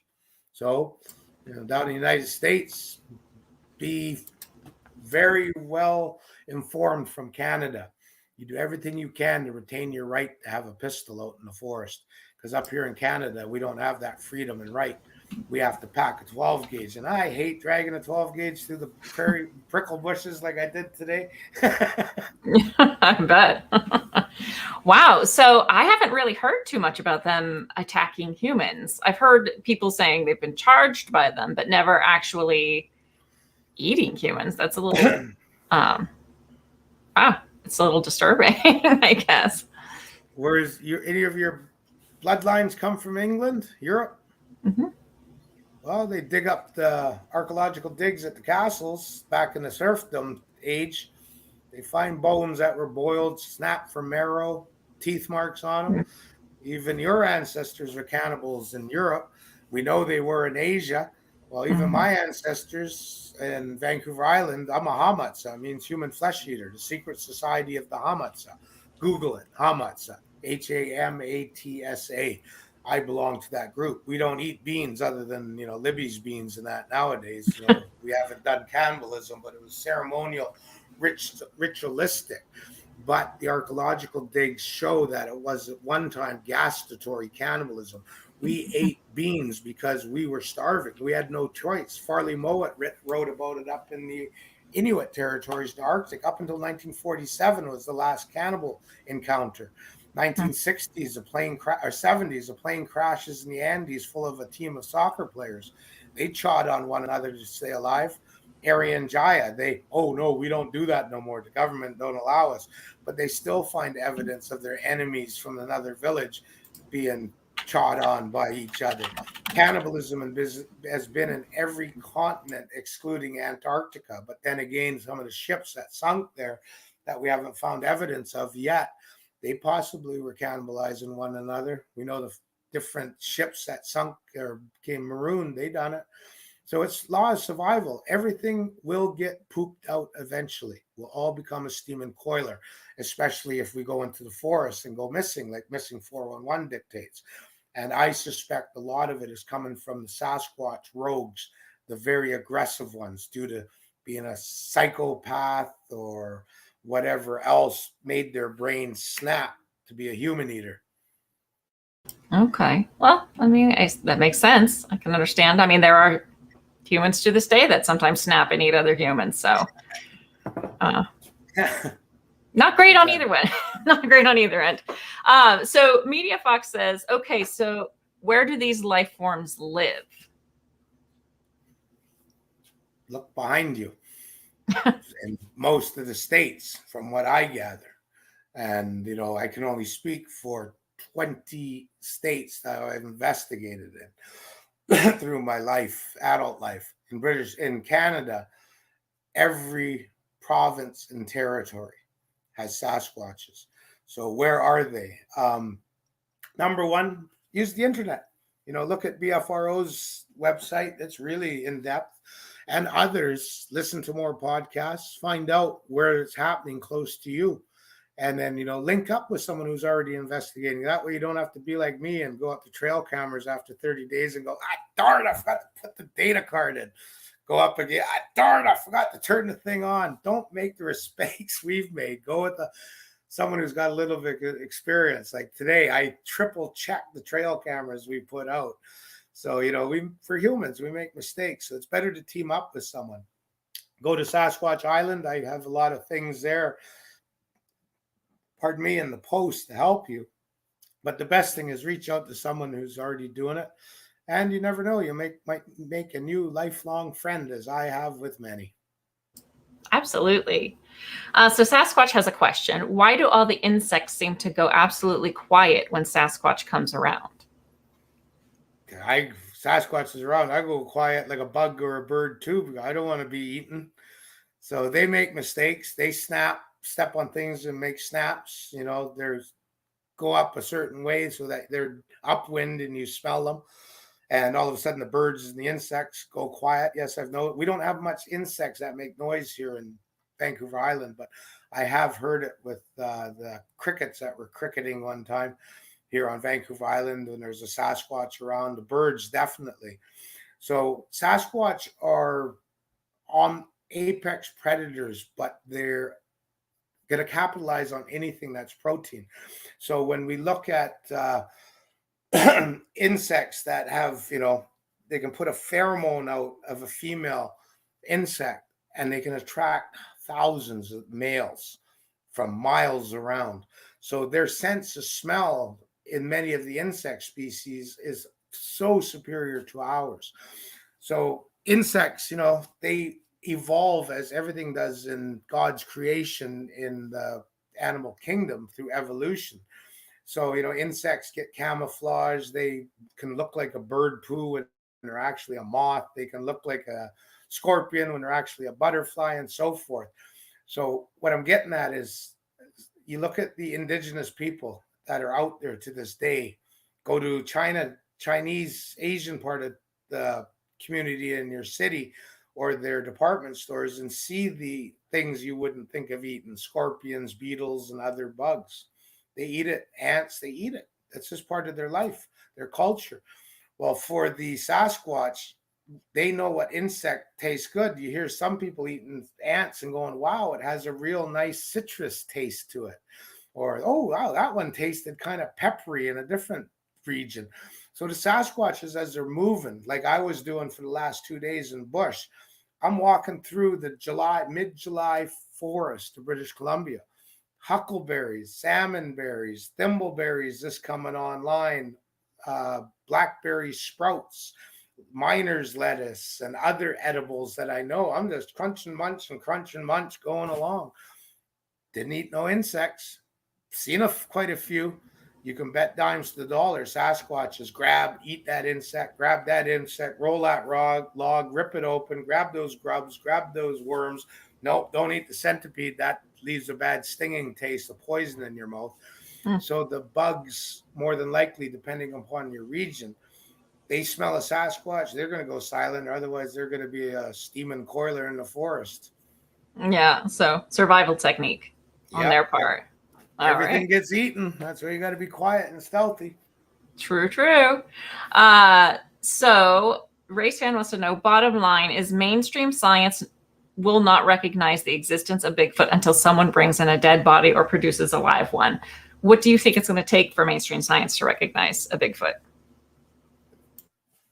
Diane Fossey, Jane Goodall interaction with the iPhone 21 or a Samsung Android 21, so that you have the interaction going and you're focusing, zooming in at the epidermal ridges and that other bone structure ridge on their soles of their feet, zooming in on their mouth while they're eating and seeing the plaque and staining upon their teeth and the chips. So a dentist can look at it and go, no, there's no way someone can fake that. Todd Standing, he did a pretty good job faking his Sasquatches, but there's no way that's a fake Sasquatch. Look at the ears. You can see the buildup of the wax. You can see the hairs in the ear. When the Sasquatch was yawning, look at the nostril hairs inside the nose. Look at the movement of the lips and the muscle in the video. So we don't need to kill a Sasquatch to get conclusive proof. We don't need to bust open into their burial chambers or dig up their graves and bring them in. We don't need to shoot one and disrespect one because I'm a no-kill person, because it's in my Kwakwaka'wakw culture and in my ethics and integrity of who Tom Sewid is. I'll never harm one or hurt one. But then again, if anyone comes anywhere within 10 feet of me aggressively wanting to kill me or harm my family, like I tell people out here in Canada, I have a Indian status card. It allows me food, social, ceremonial, harvest anytime I want, 365 days a year. Well, I can go fishing without a fishing license because I have the right under my status card. Something gets within 15 feet of me aggressively and it wants to harm me or my family, I don't care what it is. I could be ET for all I care out of one of those UFOs you study. They become food, social, ceremonial, and they get boom, boom, boom, boom, boom, 5 of them from my shotgun. Plain and simple. And I will reload and I'll plug another 5 in them. Simple as that. Law of the bush. I don't want to be a steaming coiler in the forest 20 years too early. I will use my 12 gauge or any other rifle or a knife to defend myself and live.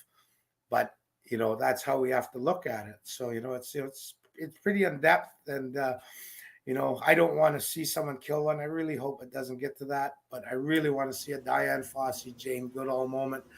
And hopefully it's a female and she gets on the cover of National Geographic like those pillars of our society did with the chimpanzee and the mountain gorilla. Mm-hmm. Well, there was one show that I was watching. I don't know if it was maybe it was Finding Bigfoot. I'm not sure. And there is a female biologist on it. And she was talking about, she kept trying to get DNA samples. And they did end up getting I guess it's like a newer form of DNA that we're able to gather, which is, if there is someone or an animal in an area that they might leave like little tiny bits of microscopic DNA, and they're able to somehow kind of assess through all the other stuff and get to the DNA. And they did find something that was, it wasn't human. It did have primate DNA, and this was in the US, in the Pacific Northwest. So it was an interesting mix of things that shouldn't necessarily be in the area. So I'm hoping that, we can use DNA along those lines to prove their existence without actually having to have a body. I don't think so. Like, everyone asks about DNA and I'm like, bunk. It's like creationism in the Bible. Someone's going to come along and say, no, there's no creationism. It's evolution. Darwin, for example. So DNA is still in its infancy. We just heard about it back in the 80s. In the 70s, it was cloning sheep. And some capital D, small r period before his name with alphabet soup after his name on his business card is going to come forward 10 years from now and discredit all of the 1995 to 2025 DNA analyses. It's already happened to the 1990, 1980 stuff. So there's always going to be that smarter doctor coming forth with his better scientific conclusion, and he's going to challenge his thesis, and his peers will agree with him that everything from 2021 era was bunk. That's what I think about DNA. it's too colonialized, as we Canadian Indians say. Someone's going to browbeat them down like they did with Darwin and others. Look at all those people of vision that they burned at the stake called witches. Those were smart ladies they burned. We could have probably, someone did a study and said, as a nation, society, and between Europe and the United States, Canada, we would be 30 years more advanced scientifically if we haven't burned those people at the stake as witches. So, that's what DNA, how I look at it. They're going to burn the people that are studying it right now, and all the reports and the conclusive findings of between 2020 and 2025. It'll all be bunked by 2027. That's the way I look at it. So, yeah, keep doing it. But, I'm in the category that focuses on Diane Fossey, Jane Goodall interaction with an iPhone or a smartphone and video camera. Yeah, I mean, ultimately, if we can get that, that would certainly be ideal. But I like the fact that they're trying to figure out non-lethal ways of proving the existence. Well, don't get it wrong. The United States Air Force is flying around in helicopters with their FLIR devices, machine gunning Sasquatches throughout the uninhabited areas of United States and possibly Canada. From the reports that have been coming in, we've been finding. And that's possibly why we're seeing an increase in the urban edge Sasquatches. They may be getting close to us, so they are protected from those helicopters. There's a lot of reports about the U.S. government and military eradicating Sasquatches and hiding them. Mount St. Helens explosion, dead Sasquatches shuttled away and disappeared. Michigan Iceman shuttled away and disappeared. The forest fires, Sasquatches found burned and still alive and some dead, shuttled away. Semi-trailer hits the Sasquatch. Government people come in, shuttle it away. Now there's reports coming out of people in helicopters shooting them. And, go to YouTube, search Taliban's getting killed by helicopter, FLIR, infrared. You can be there all night watching Taliban's pop like zits all over the place in Afghanistan and other places from those helicopters.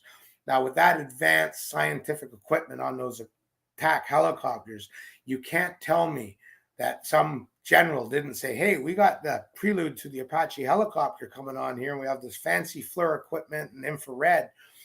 There's talk about this thing called a Bigfoot. Maybe we all should go out there and test out this helicopter with this fancy night vision and see if we can find us a good old Sasquatch to shoot with our 50 cal. That's military. What better way to test the equipment as a helicopter infrared FLIR developer than to say, wow, it worked. We got a Sasquatch. If we could kill a Sasquatch, just think how many enemy we could get of the United States of America. And that's why you got so many of those advanced helicopters in your war zones doing a damn good job of protecting the people of the United States and our culture and heritage of North America. And I appreciate that.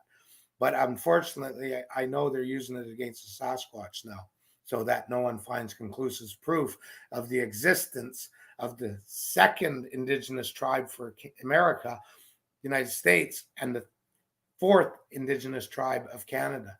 We cost too much as the Indians, and that's why the government is trying to hide it and eradicate it. Interesting. So Amy has been waiting patiently while I've had this up here because this has been such an interesting conversation. But she wants to know, there have been so many hoaxes. I remember on Art Bell, the Bigfoot body thing for a bit. Nobody really sure, but had a few going. Same with Mel's Hole. Can you speak on those? Mel's Hole, I can't speak on anything. I'm guilty. I don't listen to podcasts. I probably listen to about that many Art Bell episodes, one of them being the Sasquatches that were in a tunnel made in an American military base, and they gassed them and shuttled them away. That's about the only one I can recall. I'm an investigator. I focus on sharing my knowledge and experiences as a hunting guide, bushman, commercial fisherman, Indian. So I try to listen to podcasts and everything. And all honesty, I probably won't even listen to this one. It's just not my area of expertise. I discuss with people, but there's just so many reports. There's the bodies, there's hoaxes, though. There's all kinds of hoaxes. Todd standing, fraud standing.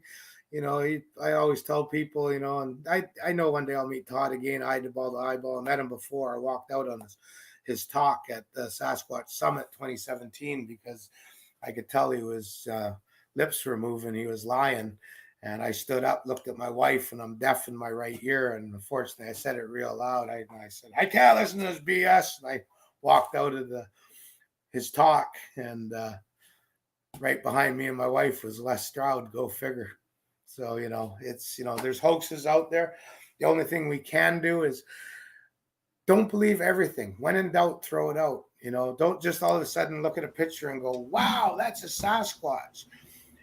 Get a hold of us, long in the tooth investigators that, and especially as Native Indians who've actually seen them quite a bit and others who've seen them a fair bit.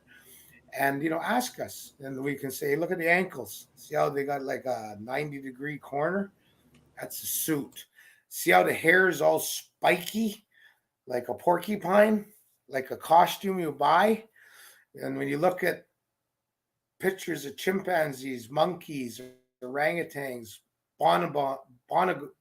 whatever that chimpanzee derivative is called, bonobos or whatever, and then mountain gorillas, they're really oily hair and it's well groomed. They almost look like Elvis Presley, the Vancouver Island males, because it's all that oil. We know what it's like when we go camping for 3 days. You come home and you put the soap in your hair and you feel how oily it is, and you got to soap it a second time to get rid of all that oil. That's what a real Sasquatch is, oily hair. So when you see these things on YouTube and pictures and they have that spiky synthetic hair, it's synthetic hair. When in doubt, throw it out. So what I just taught you there is reach out to us, long in the tooth old guard. We've been around a few decades, seen a few things, and definitely had our leg pulled far too many times and probably popped a few hokers upside the head when we got mad at them. Because we're bushers, we're rough around the edges, Sasquatch investigators. That's the way we are in our community. So I also heard you talking on another interview about, I think it was the distance between the nose and the lips on a Sasquatch to be able to help kind of differentiate a genuine one from a fake one. Yep, it's that little cleft. I think they call it a philtrum. So I call it the philtrum distance. So from the top of the upper lip to the bottom of the nose, and us, like, me, I'm one finger, basically. So you look at a lot of people there, two, and a Sasquatch is 2 and sometimes 2.5 finger distances kind of comparison. That's what I look at right away. The other thing is to look at the eyes, to see if there's any wrinkles around the edges. They're leading a hard life. They're, squinting into that wind. They're not like us with sunglasses and snow goggles and helmets. They're out there for decades squinting into the hard wind and sideways stinging fat rain. And, they're going to show it, like me, I'm a commercial fisherman. You look at my hands and they're just scarred up and fingers as thick as hot dogs, and, our elbows are rough like an elephant skin, we're all beat up commercial fishermen, 45 years at it. Sasquatch is out there in that harsh environment. The faces are going to show it with the blotchiness, the scarring, the wrinkles, and the neck is in the older ones. That's what I noticed when that big one grimaced at me. It was a big male, 7'4". We measured after the next day where it was standing and where I made sure I seen where the head top was in relationship to the tree branches. That thing, when he grimaced and leaned forward at me, I could see his tendons and his wrinkles and his scars. He had a scar on the side of his face. And, so it's, that's what I mean. The Diane Fossey, Jane Goodall with the good iPhone or Android, you're going to get some images that even Todd Standing couldn't fake. Yeah, absolutely. And Sasquatch says he's spot on about the hair, and it's hair, not fur. Big difference. Yeah, fur, hair, tomato, Indian engine. Absolutely. Okay, so say someone does want to kind of go out and try to observe them. in their own natural habitat, observe their behavior, go about it in that type of research that you're talking about. How would one go about that? Do like we did this weekend. Go out and act like you're camping, because we were camping. We were on an abandoned logging landing where they bring logs off the mountain to the salt water to this big cement pad with a rock bluff behind it, because they blasted it out to make the cement landing that size of a football field to sort the logs, and these two big metal bunks that they put the log bundles in wrapped in wire and push them, and they slide into the salt water to be towed in a raft to Vancouver, out in the middle of Timbuk nowhere, where we've had a lot of activity, because that's where my Sasquatch investigation camp is. But someone who couldn't walk down my notorious hill of hell into my Sasquatch investigation camp from the logged road, her and her husband would go to this logging landing, abandoned, and sit on the cement and camp with their tent trailer. And all of a sudden, the last year and a bit, they've had some major vocalizations, audio recordings of vocalizations, tree knocks, rock throws, foot stomps, the list goes on. So what do? I said, you going up? Yep. And they brought their granddaughter, cute as a button little 6 or 7-year-old. And she's twittering and chirping and jumping. And all of a sudden, I just heard another pebble thrown down. And, what better bait can you use but a little juvenile human? Sasquatches love kids. Take kids out. Let them twitter and chirp and play and have fun. Make sure they don't go near that bush line. And you watch. You're going to have activity. Look with your FLIR. Look for your infrared, forward-looking device. That's what FLIRs are. And the night vision at night. Do like we did, trail camera it up. They're going to be in there next weekend with their granddaughter again, using her as bait, and hopefully they'll activate the trail cameras. So, that's what we do. We're extremists. We're not going to have the kid in any jeopardy. We had more firearms there ready to go at a moment's notice, and plus we never let her go anywhere near that tree line.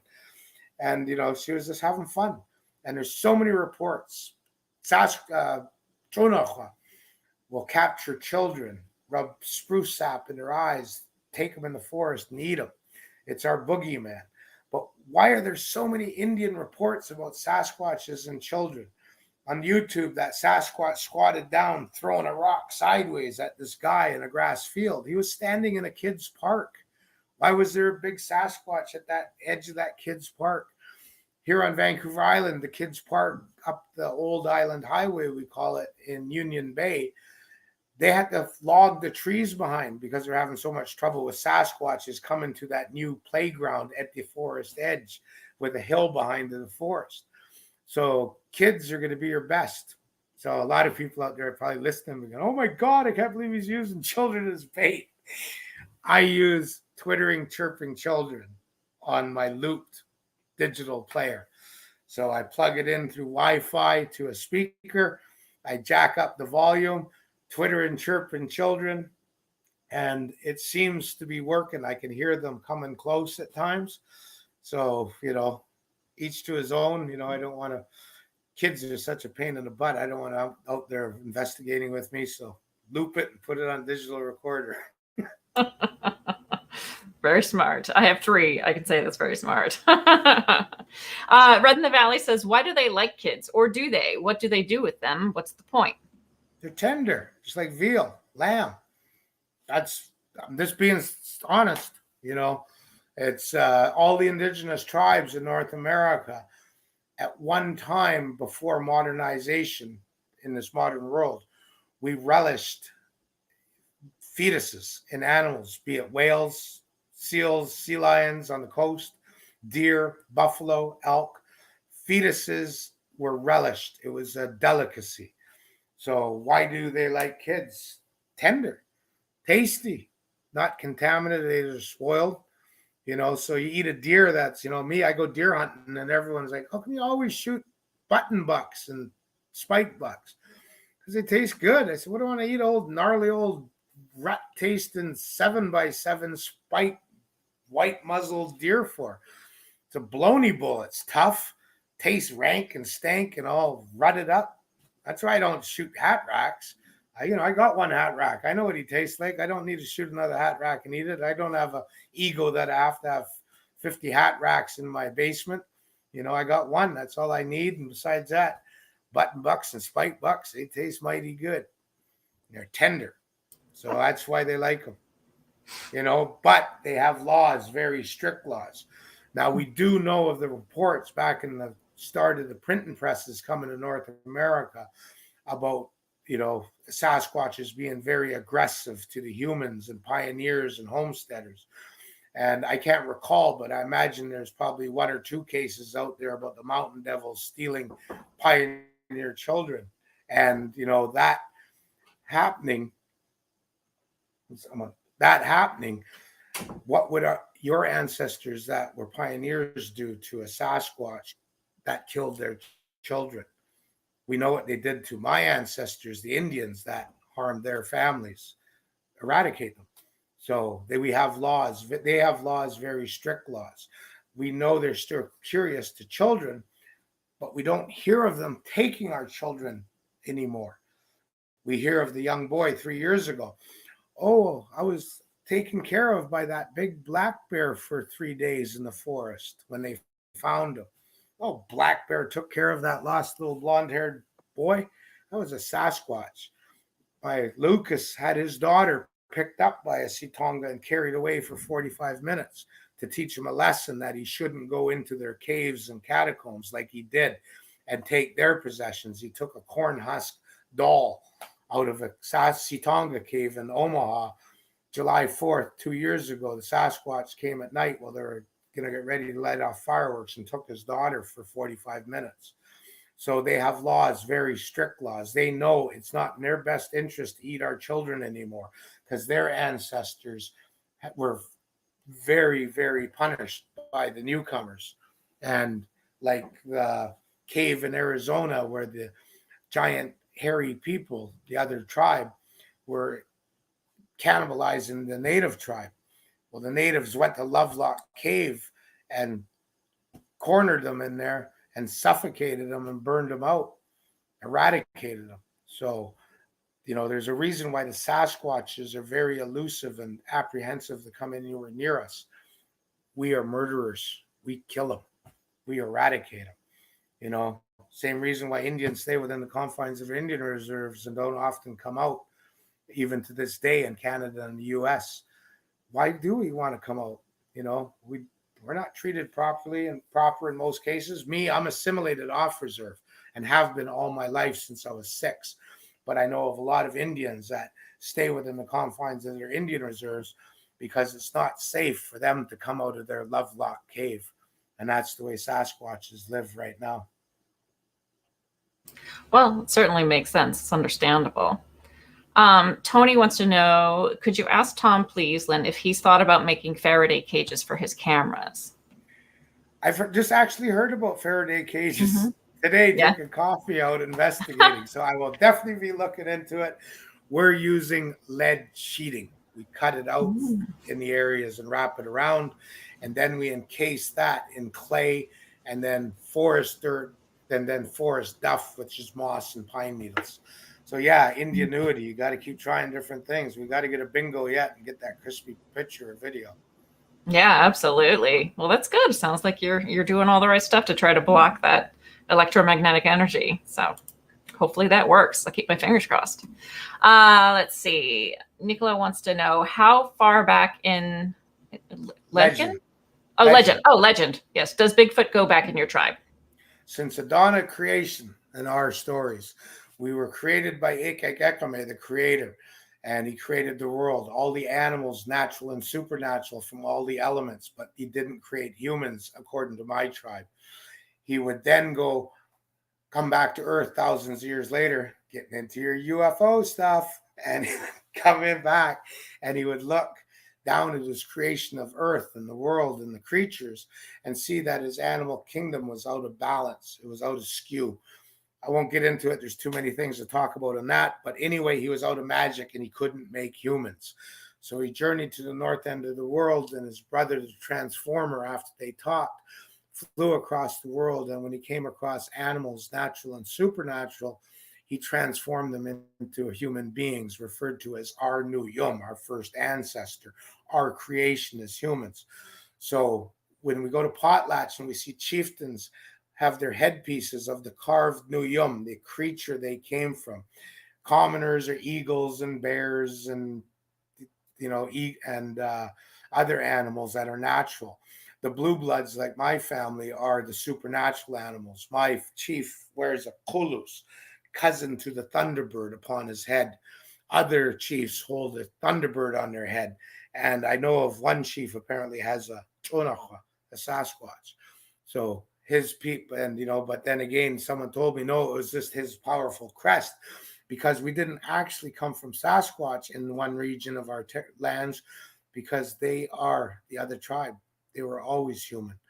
So when we were created, maybe we evolved from the Sasquatch, or maybe the Sasquatch evolved from us through the transformations from animals to human, and then they went rogue. We don't know. I'm just giving you what I've been taught and piecing together. Yeah, that's interesting. Drift King wants to know what you think about UFOs. We Indians in North America call North America Turtle Island, because when you look at the Aleutian Peninsula as a flipper, you look at Labrador, Newfoundland as a flipper, Hudson's Bay in Canada and the Arctic Islands is the turtle's mouth, Baja, California, Mexico is the flipper, Florida's peninsula is a flipper, Mexico, Central America is the tail of the turtle. How did my ancestors in North America or in the world know that from space North America looks like a turtle? And that's why I call it Sasquatch Island, because everyone on Turtle Island has a Sasquatch story, belief, encounter, name, and so forth. But we have other stories about Quiquiquinala, Thunderbird, being a ball of light and would roar and thunder as it streaked across the skies in multicolors. We have stories about Clislagila, the supernatural one, going on a staircase that was like an escalator into the heavens. And then we have our regalia of the Thunderbird and other animals, natural and supernatural, with a human regalia underneath.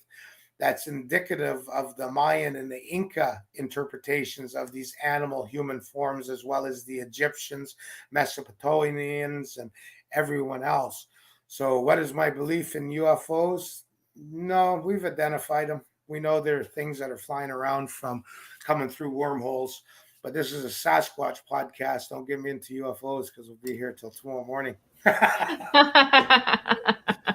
All right. So a lot of people that I've heard say that they think Sasquatch is an interdimensional being. I'm taking it you do not.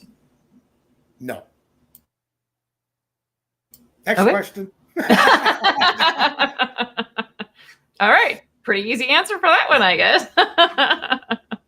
All right. Do you think it's possible to try and communicate with a Sasquatch? And if so, how? I know you did mention earlier learning in the area the native people's language. Is there another way that you could try to communicate with a Sasquatch? Well, I don't believe in glyphs. I think that's a bunch of hokum. They're apex predators. There's seasonal nomadic harvesters. They're capitalize on the protein they can get, and they're not like a chimpanzee or a gorilla or orangutan that has a very pronounced belly, which tells us they're not eating low nutrient, low protein foods, that they have to put in a lot more. So they're not vegans, basically. So that being said, they're just where was I going with this? Getting tired out here on the West Coast. But anyway, they're opportunists, what they do. So it's just, I look at them at that level. So they're not putting that much energy into eating. Like out here on the coast, you go to the beach, you dig with your hands for an hour. You're going to have enough shellfish and rolling rocks over and getting baby crabs. In an hour of harvest on a low water tide beach, you're basically going to fill your belly probably 4 times over. So a Sasquatch is doing the same thing. And when we see them and you want to communicate with them, how do you do it? Food, number one.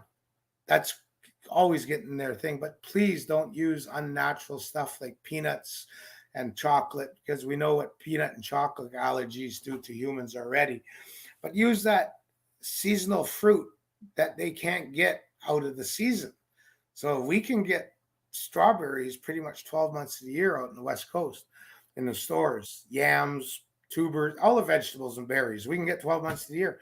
Use that, that Sasquatch hitting those dumpster, those compost boxes, with the food waste in there. Even another story about the Sasquatch on Vancouver Island in the one community called Duncan.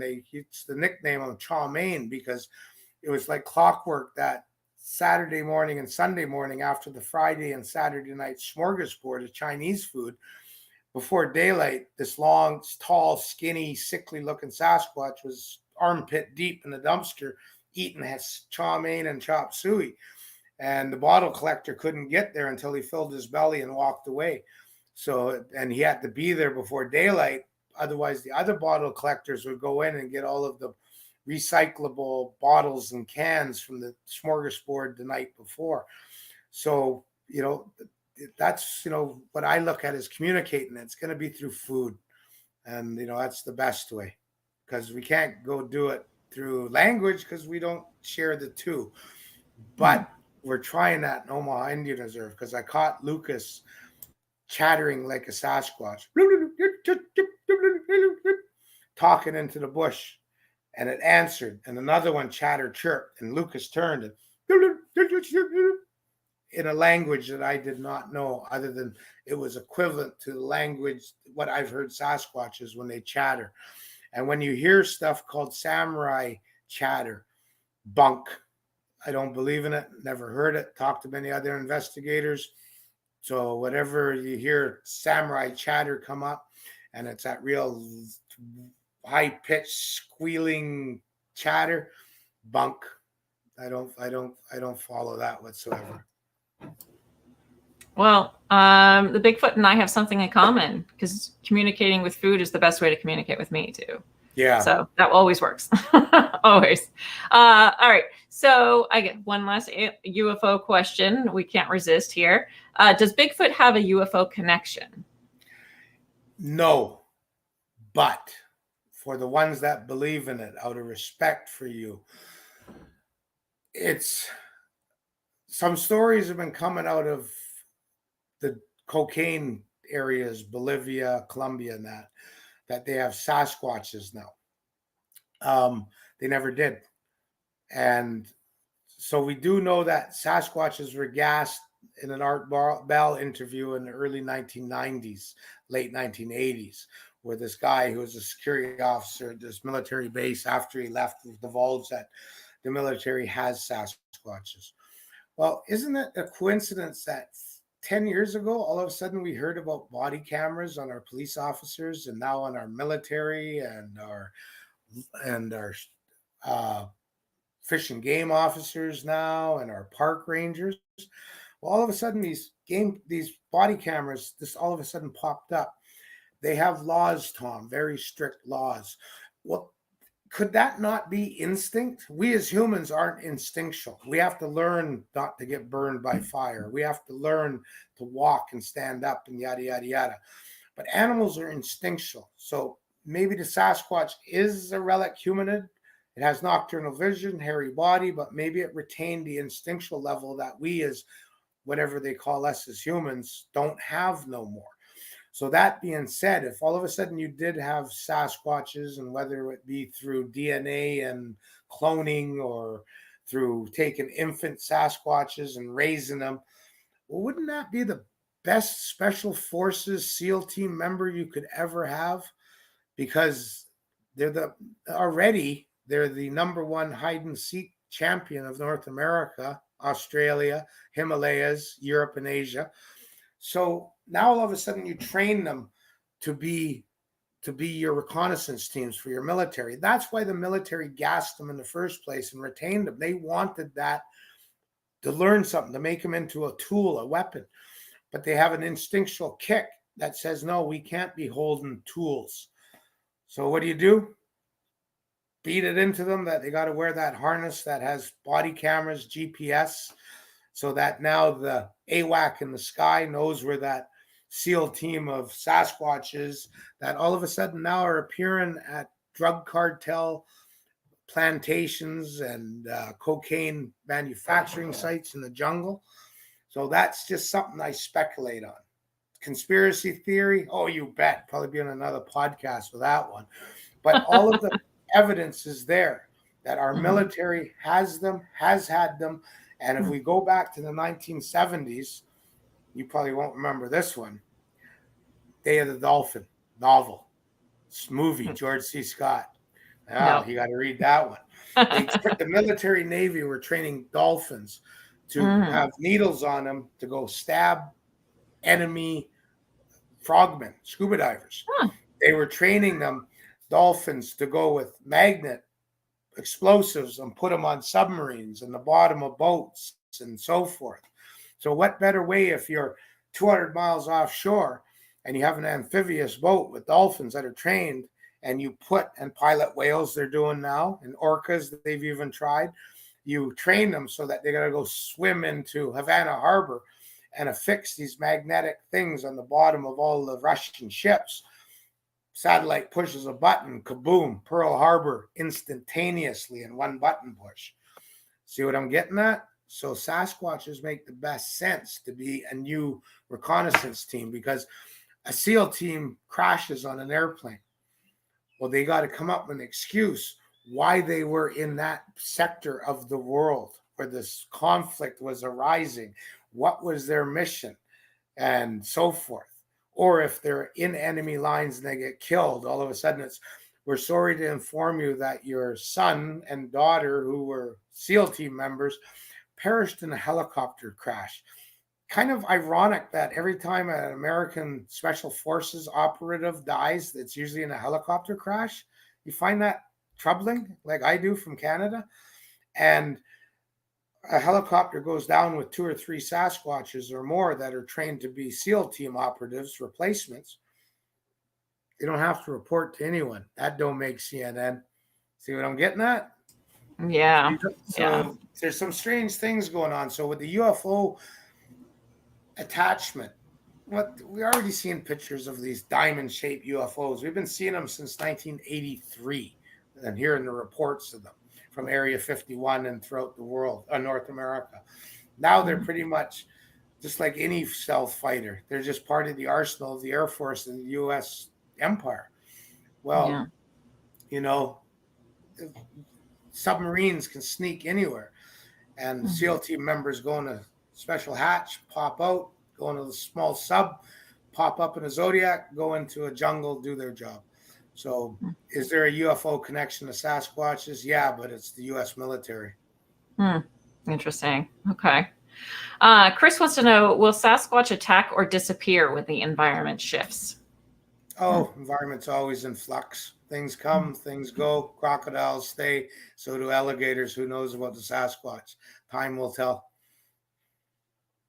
Yeah, makes sense. All right. Sasquatch wants to know, what's your take on Dogman? Interesting one. I really, in all honesty, out of respect for the dogmen investigators and the people that believe in it, I don't know absolutely nothing. So I think I'll just leave it at that. But it's pretty intriguing, and dang glad we don't have them up here, because that's scary. Sasquatch is a cool. Dogman, that's just scary. I agree. I don't know much about it either, but I know the audience seems to always love talking about Dogman. Tony says, what is Tom's thoughts on the missing 411 cases, if he's familiar with Dave Paulide's cases? Pilates. Pilates, sorry. Tony, it's actually earlier in the podcast we spoke about it a little bit, but yes, absolutely. Here in Canada, with the Trail of Tears that we have in British Columbia and into Alberta, there's a lot of reports that I've heard that they suspect Sasquatch is the reason, the rogue ones especially. And in the United States, oh, definitely. There's, you can only factor in so many percentages for natural death, exposure, broken bone, succumb to the elements, killed by animals. And then there's always that 5% ratio that is more than likely Sasquatch related. Sasquatches, as I said earlier, Tony, in the podcast, they like beans, human beings. So yeah, they're definitely missing 411. Sasquatch is a big part of that. I like human beings. That's awesome. So Grandmaster says, what if I take Sasquatch's out of season fruit if I find a watermelon in the forest in January?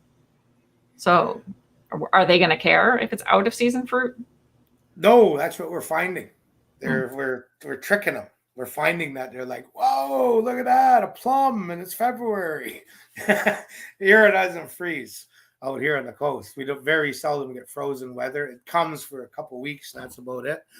But yeah, we're definitely finding out of season fruit seems to work more because there is no seasonal fruit in the wintertime. So yeah, by all means, bring a watermelon out. And we know they like watermelon. Watermelon's delicious. Can't blame them. YJ Overlander says, has Sasquatch ever been known to use fishing techniques other than just bare hands? Oh, yeah. They throw boulders off of high banks, like explosions, and they have the Sasquatches downstream to catch the stunned ones. And Dr. John Bidernagel here on Vancouver Island recorded a report of a woman hearing splashing in the water. And when she went around the corner, there was a Sasquatch with a handful of ducks and a stick. So if a Sasquatch is in Vancouver Island is going to use a stick to get sea ducks in the water, then yeah, they would use it too, possibly to stab crab, because our Dungeness crab, which can get about average 6.5 to 8 inches across on the back, a lot of meat. And when they're in the shallow water and you go towards them and you're wearing rubber boots or hip waders, they're fast. So the only way to get them is to have a stick or a dip net. So Sasquatches, I've heard from a few reports, will fish for crabs with sticks out here in British Columbia. And then I've trying to think, that one report I had was a spawning stream where someone saw a Sasquatch using a big, long, we actually call them pecker poles out here, a small log tree. And he was using that to smash and stun the fish. So yeah, they use different styles for fishing. That is actually really interesting. So they do use crude tools, it sounds like. So that's fascinating. Jennifer says, why wouldn't people treat Sasquatch similar to bears, i.e. don't feed the bears? People are stupid. Still feeding the bears. See it on YouTube all the time. The signs don't work. So feed the Sasquatches. We're feeding the bears anyway. We put out garbage cans at night when we're not supposed to, because we're supposed to wait till the morning when the sun comes up. And the bears get in them. Then the bears get habituated. Then they got to get trapped and tagged. Then they do it again. Then they get euthanized and thrown in a pit in the ground. So no, it's feed the Sasquatches. We're feeding them anyway. I covered that earlier in the podcast. Yeah, sure. Red in the Valley says, what do you do if you come into contact with an aggressive one? Do you contact someone to do something? You've got two choices when you come across an aggressive one. Either get the heck out of there or you're dead. And as far as reporting anyone, the North America's Great and Hide and Seek champion, you can send us investigators in, or your fish and game, or your environment officer up here in Canada. But, bottom line is, too late. It's over. Happened. You got an aggressive one. You either, running out of there with your hair standing up, and when you do get away safely, your knees are knocking, your throat's dry from fear, and your heart's pounding, and you're going whoop whoop like a Sasquatch. Woo! Survived that one. Or the next day you're a steaming coiler in the forest. You got eaten. That's what's going to happen with an aggressive Sasquatch. Grandmaster wants to know, do Sasquatch play any sports? I don't know. I don't know that one at all. I Now, don't think they would. They're apex predators that are after food. They're hunter gatherers, and you know they have laws, very strict laws. I don't see them having sports. so that actually makes me wonder, are they pack predators? Are they hunting as a pack, or do they hunt individually? Or do we Both. know? If Okay. you're nature's code, if you're ousted from a wolf pack and you're a male, starting your own pack, you're gonna hunt alone, as would Sasquatch. Mhm. Um, what I've been taught is they'll have their nucleus, their elderly, sick, lame, juvenile, pregnant females in the family nucleus. Around that, they'll have their first line of scouts. Outside of that will be four or more other scouts. And then outside of all that are the hunters. There's hunters, um, harvesters, hunters, scouts, and rogues. So, and what I've heard from a few natives that have taught me, a lot of them are elders, and Lucas especially, even though he's younger than me, he's so knowledgeable because he lived with them. But it's like a military system that moves constantly. Is one unit. Study a wolf pack. The leader's at the back of the pack, and when they're going through snow or thick forest, because the strong male hunter is up front, then the strong ones below, then you'll have your head female, then your pups in the middle, your older ones, and your strong and a couple strong in the back, your older ones in the back, and then your not the older ones, but your head wolf in the back, because he's there to make sure no one gets left behind. And Sasquatches do the same thing. That's why we can't get near them. Like what we did today, we heard a tree knock. I seen leaves that were branches that were broken from berry bushes yesterday and last night by the wiltingness of it. So what we were hearing last night and yesterday evening and yesterday afternoon, and then what we saw today when we went in the trail, we never saw any of them. Twice I smelled Sasquatch, but we never saw them or heard them because that scout automatically would move out, probably signal to another scout that humans are coming up.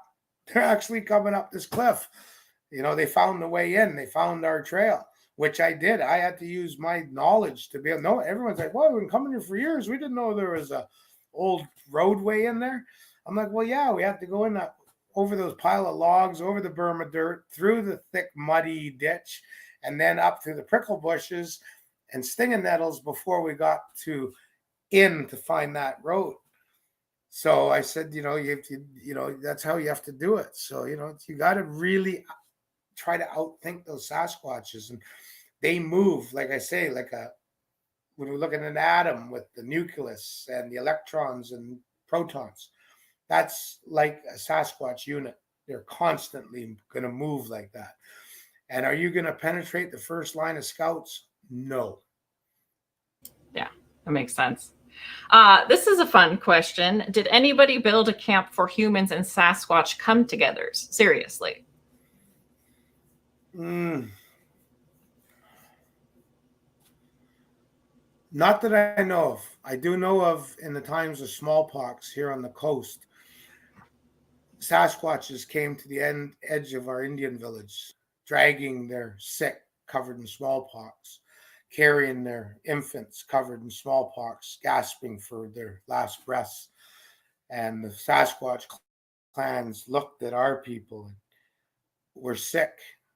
How they communicated, never said. I didn't hear if it was language, but more than likely to standing there and holding your sick Sasquatch family and dragging your sick Sasquatch family says it all. That the chief said, go inside the big house and get our family members that are sick. And we dragged out and carried out our smallpox covered dying family members. And the Sasquatches hung their head, turned, and walked into the forest. Numerous cases, I've heard that oral history here in Pacific Northwest on the coast. So, you know, it's a tough one. And, you know, did we come together? Well, at the beginning of the pandemic, I got word out on the modern day smoke signal, Facebook, and other social media applications that we natives got to go where we have the interactions taking place and the gifting and we know they're within our community edges at night and within. We need to go out and cough an hour before dark, cough and cough and cough, and hold your chest like you have tuberculosis. Grab a stick and break it over your head. Come back out at dark, repeat the coughing and hacking, and break that stick and cough and hack and go in your house. Come out an hour later and do it a third and a fourth time. Get the message to your Sasquatches that we are sick. We are about to possibly succumb to COVID-19, and they will get it too. Give them the warning, we humans are sick. We did that here in the Pacific Northwest and in one place in Southeast Alaska. And in most of our places, the Sasquatches still haven't returned. They heed the warning. So as far as us filthy, rotten, hairless humans coming in contact with Sasquatches, we have to be very cautious. We have a lot of nasty diseases. Just look at what we Indians, indigenous people of the Americas, over 126 million Indians died in North America after contact and up until 1918, or actually till the 1940s. So I lost 96% of my tribe, up until 1921. So we were probably 35,000 strong at one time at contact. So we have to really take heed about that. Do we want to go kumbaya and skip to the loo, my darling, into interacting with Sasquatches in close proximity? Hell, for the last 16 months, we weren't getting 6 feet from another human that wasn't within our bubble. So something we have to use that well-developed frontal lobe about. That's a very good point. So Red in the Valley says, so then how do I or someone kill that predator then? If it's coming to my land and it's aggressive, then we have a problem. Can a truce be done? So is there any way to make peace with a Sasquatch that's coming aggressively onto your property? If you got a rogue, you're going to have to do what you got to do. Warning shots, motion detecting lights, trail cameras. We know they don't like that. 24-hour security. Someone's got to not sleep for 4 hours or 6 hours and take their round sitting on the roof and using your $300 FLIR that attaches to your cell phone. See that image? Be the aggressor. Launch a few bear bombers, a couple shots in the air. If you're afraid of that Sasquatch and you want to get it off your property, then you have to get it off your property. Remember what I say, bush code. That's what they're going by, instinct. Always be the dominant. Always show aggression so you don't have to get into conflict. So if all of a sudden you step it up and show aggression as well, which may lead to conflict, that breaks the bush code. Thou shalt not fight. You might get injured and get gangrene and die, or get injured and not be dominant no more and never be able to mate and pass on your genetic superiority. But you don't know yourself that when you look in the puddle to drink or the lake, you're not superiority because you fought and got an injury and you're no longer superior and you're not going to ever mate again as a male. That's how you have to treat it. So be the aggressor. I've done it. I've had to get mean to a Sasquatch and drink a gallon of water as I was driving back into a camp I was basically chased out of in 2006, which is now my Sasquatch research camp, which used to be my kayak with whales camp. But when I went in after getting chased out in August 2006, the next day I went in and let off probably 300 shots with my gun. And as we were driving in with the 4x4 down the logging road, I was drinking a gallon of water and I urinated all around my camp. And I was screaming at him, raging at him, shooting my shotgun, shooting my rifle, letting them know you may have won yesterday, but that was the battle you won, but I'm going to win this war. Don't you dare ever come show aggression on me again, because I'm not going to pull out my boat like I did last night. I'm going to stand my ground and take you down. And ever since then, I've had peace with my Sasquatches. Well, that's good. I'm glad that it worked. So Fap wants to know, how long do Sasquatches live? From what I've heard from numerous elders from numerous tribes, well over 150 years old in some cases. You gotta remember, Sitonga, keeper of the medicine. They teach our indigenous Indian shaman all of the medicinal remedies and things to eat and use to cure ailments and sickness. So it stands to reason they know something we don't, because apparently they live quite a lot longer than we do. Yeah, that's fascinating, especially if they are in fact feral humans. Does that mean that we then have the capability to live just as long? Oh, I hope not. Too damn many humans on this planet. Oh my goodness. Okay, well, we are getting towards the end. Do you have any last parting words, any last bit of wisdom about the Sasquatch for the audience? Please ask to join Sasquatch Island, and then do take the time to scroll and read it. It's like a novel. You'll learn so much. I do have a podcast, but it's Strex Radio on YouTube. Best to go to YouTube, Sasquatch Island. You'll enjoy what's there. Please don't friend request me unless you're a personal friend with me on Thomas Sewid on Facebook, because I get hundreds, so I don't reply to them. So it's best just to email me, and that's tom.sewid, tom.sewid@gmail.com. And I'll be happy to correspond with you and send you a links page so you can see everything that I belong to and do on social media. SasquatchIsland.com, my website. It's about my expeditions that I do in Washington State and in British Columbia, Vancouver Island for Sasquatch. Yeah, it's dry as a popcorn burp, but we're going to revamp it. But it is there. That has my email. It talks a little bit about our expeditions. But most of all, if you want me out there at your conferences, for Peggy, my wife, to dance our traditional regalia, for our Jodocha Sasquatch, do a stand-up stage narrative, have our T-shirts. There's one of my T-shirts of Patty, Native Design, frame 352.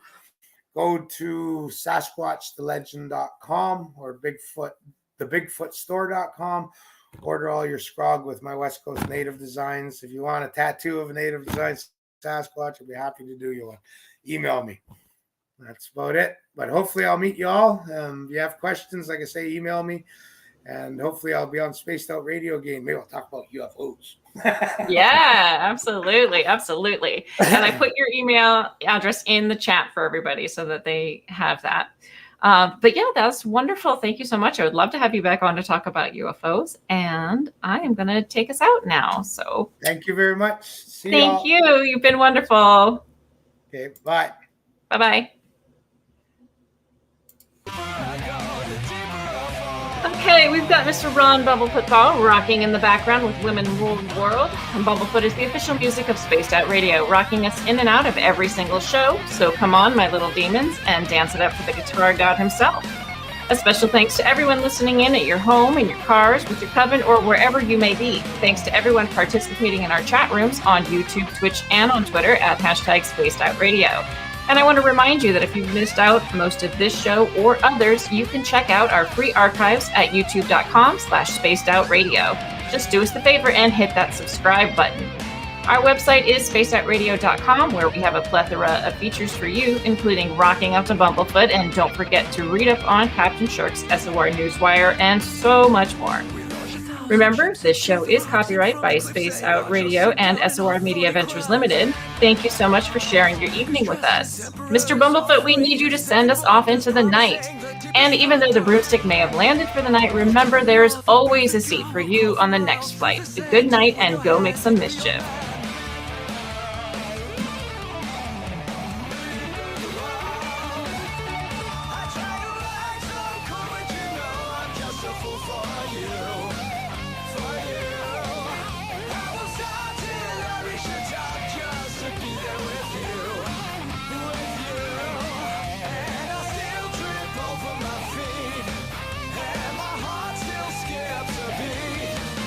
Such a lucky guy, 'cause after all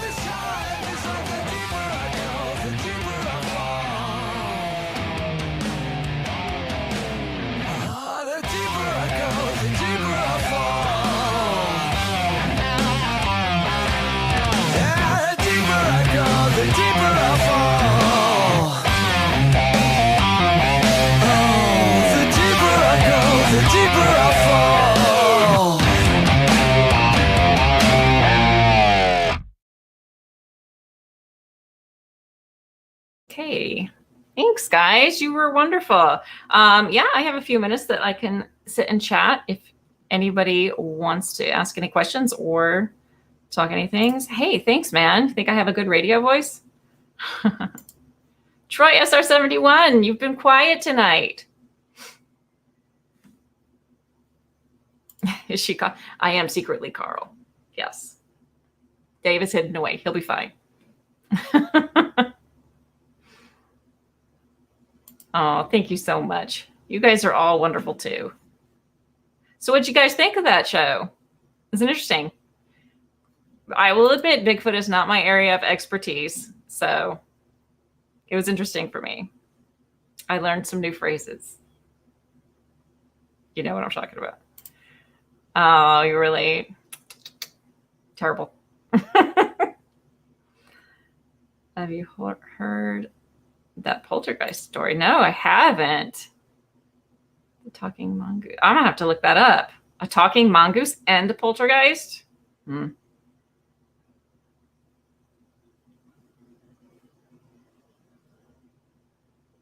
Why did I leave doing therapy? I left when I stayed at home when I had my first daughter, who is now almost 18, which is crazy. Yeah, and so I stayed home with the kids for quite some time. And when I was doing therapy, you could do it with a bachelor's under supervision of someone with a PhD. And by the time that I was ready to go back to work, you had to go get your master's or PhD, and I just didn't really feel like doing it. You don't make a lot as a therapist, which is unfortunate. So yeah, I was just looking into different things and didn't go back to therapy. I liked doing it, but I actually I got certified as a hypnotic regressionist, and I was doing that for a little while when I was working with experiencers quite a bit more.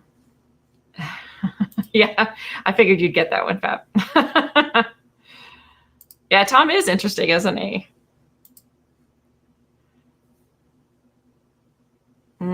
Banana bread sounds delicious, Eve. Curious about the Pleiades. I need help about something quite personal about it. Okay.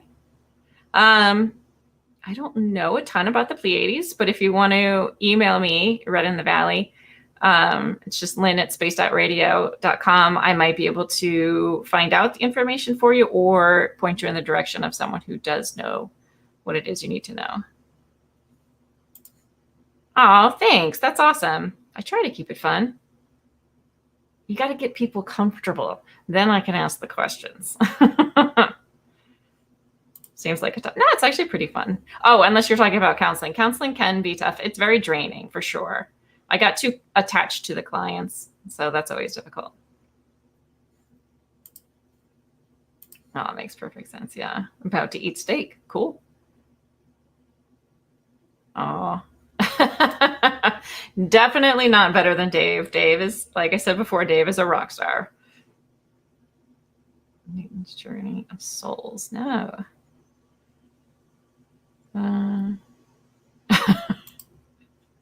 Yeah, you and me both. Joey, you're killing me tonight, Joey. How long have I been on YouTube? Well, I've been on here on Spaced Out Radio for, I think it's about 2 months now. Has it been that long? But I also have my other channel, Paranormal Spirits, which is nothing like this. But those of you who know Caitlin and know the channel know. It's fun. We basically drink and tell paranormal stories, whether they're, cryptids or ghosties or demons or anything weird that you could find, urban legends. We tell them all. And yeah, it's just ridiculousness ensues. I can't talk tonight. Oh, thanks so much. Wonderful. That's awesome. You want to be on the show with me? You know what I was thinking, guys, that, how we did the call-in show several weeks back after the UAP report with the square table. Would anybody be interested in us doing another call-in show? I'd love to hear what you guys think about that.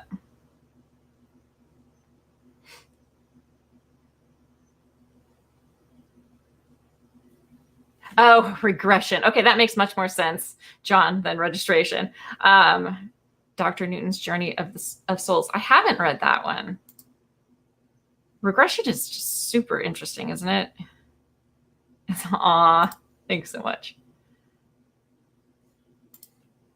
Yeah, it's tough, Jenny. It is a tough gig. Yeah, I could definitely try to find someone who could do a show. Actually, I do know a couple of people that are really good with tarot. Is there anything in particular about tarot that you'd want to hear about? Oh, yes. Life Between. That is, I'm going to have to read it then because I'm really fascinated with life between lives. Should do call-ins after or near the end of guest appearance. Okay, so like we did the last time when we had the square table, we had them talk first and then have people call in. Oh, good. I'm glad you guys enjoyed it. I thought it was fun. I'll stay in the shadows and let others call in. Absolutely not. I expect you to call in. We need to get Yes, I agree. I enjoy breakfast for dinner. Oh, good. Sorry. I drink enough as it is between the Saturday night show and the other show, the other YouTube channel. Sometimes I got to take a break. Oh, using tarot to contact spirit guides. That would be an interesting one for sure. You know who might be? I know we just had Samantha on, but I know she has talked to me about that. But let me see. I'll check in with a couple people, see if I can find someone new for you guys.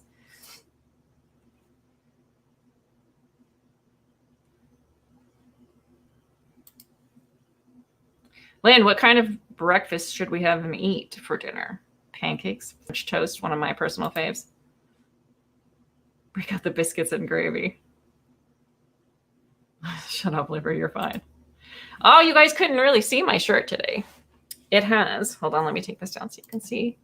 It has a UFO getting a Bigfoot and Nessie's over here. Little ghosties. I'm kind of digging it. Bigfoot.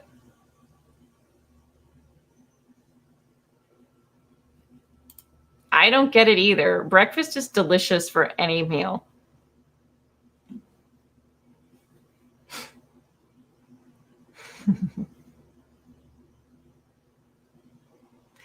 Thanks, guys. I love this shirt too. It's fun. I found this company and I can't remember off the top of my head the name, but yeah, they had all kinds of shirts like this. They had this one is the Big Book of Paranormal. I also got the Big Book of the Illuminati because, I mean, of course I had to.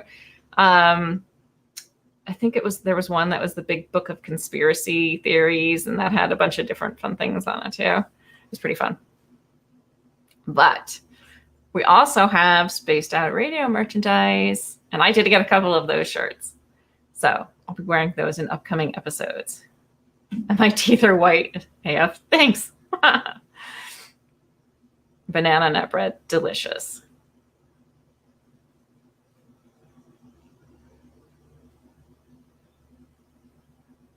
I know Dave and I were just talking tonight about how we want to see you guys that do have the Spaced Out Radio merch posting pictures of it. We're redoing the website, so there might be something fun in there. Tom had an awesome shirt. Yeah, I did like his shirt too. I thought it was really cool.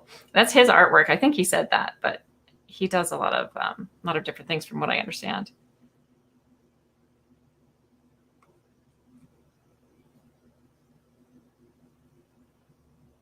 Waffles with lots of peanut butter, powdered sugar, and real maple. That sounds delicious. How did Dave and I meet? Okay, so this is kind of a fun story. I actually met Dave when he first started up Spaced Out Radio. I think it was the first year he started it.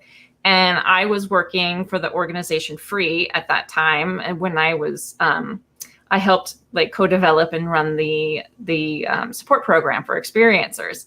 And so because I got to speak with so many experiencers, every now and then I would get requests to come on and do shows. And Dave just contacted me and said, hey, I'd love to have you on my show. I have this new, radio channel that I'm working on. Would love to have you on. And so I came on, and then I'd been on a couple more times since then. And yeah, we're just, there was a couple of years we didn't like chat too much, but yeah, we just kind of became friends through it. So it's very cool to see now what he's done with it. He's done a lot, and he's awesome. Cheesy pasta for breakfast. Now that's going a step too far.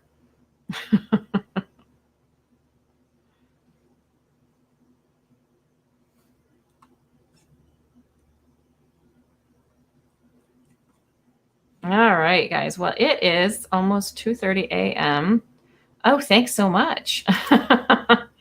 We do live long distance. Yeah, so we live on the other side of the, well, I guess it's two different countries, but North America. We live on opposite ends.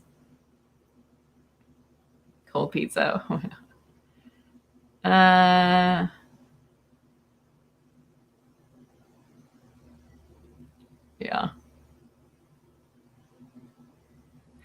Yeah, I know. How's that work? Do you mean in regards to doing the show? Is that what you're asking, how it works?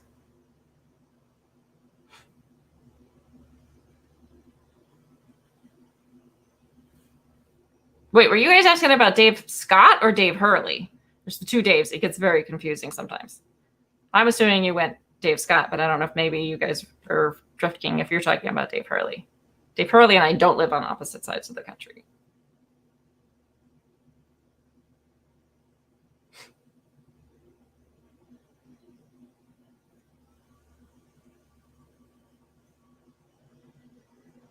Don't you have a BF? Yeah, his name is Dave as well. In all fairness, who's this Dave character? Which Dave? Hurley or Scott? I love your stories with Caitlin. Oh, thanks, Michael. Yeah, we're Caitlin and I are two peas in a pod asking about Dave Scott. Okay, cool. Then I gave you the right story. Dave's not here. Oh, thanks so much, Brad. You guys are awesome. All right, I gotta look and see what was that book again, Journey of Souls. I definitely want to look into that. Sounds good. Yes. Dr. Newton's Journey of Souls. Okay, I'll have to remember that one. Dave's not here.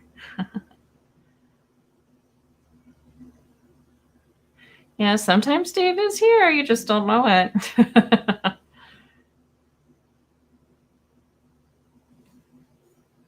Oh, good. I'm so glad. Yep, it's going to be an interesting show next Saturday too. I have Tom Reed, who's a friend of mine. If you guys don't know Tom, he's an interesting character. He had well, I guess it was actually an ET experience, not just a UFO experience. It was both, but when he was young, and it was in Massachusetts, in Western Massachusetts. And I think it was the first recognized UFO experience that was recognized by the state of Massachusetts, the governor, as an actual experience. There were a lot of other people that were able to corroborate that they too saw something, though I don't think they had quite the experience that Tom and his family did. But it's really an interesting story. Oh, and you know him? Yeah, I love Tom too.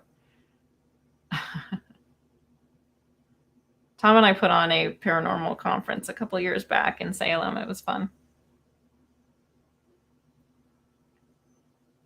You're working an hour? Oh my goodness. All right, well, go get some sleep if you can. Hey, check out the Sasquatch I got on my channel. Okay, cool. Oh, thanks so much, Sean. That's very sweet. Oh no, did you miss Tom? Well, you can go back and watch it. He was great. Oh, you're talking, yes, his family story is really fascinating. And the artwork that he's done of the beings that he saw is really fascinating as well. So yeah, so you guys will get to hear the whole thing next Saturday. So if you haven't heard Tom's story, it is definitely one not to miss. Am I in Yes, I am in Massachusetts. I'm on the East Coast.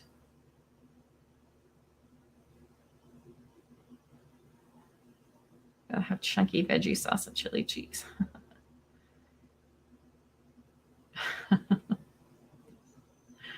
Awesome. All right, guys. Well, it is late, and I think I'm going to call it a night. You guys have been a blast as always. Fab, thank you for always keeping me chuckling through the whole thing and testing my straight face abilities if you're still here. But I don't really care. So say what you want. Not my thing. We are one day in front. Yes. All right. You guys have a great night. It was fun talking with you, and I will see you next week. Bye.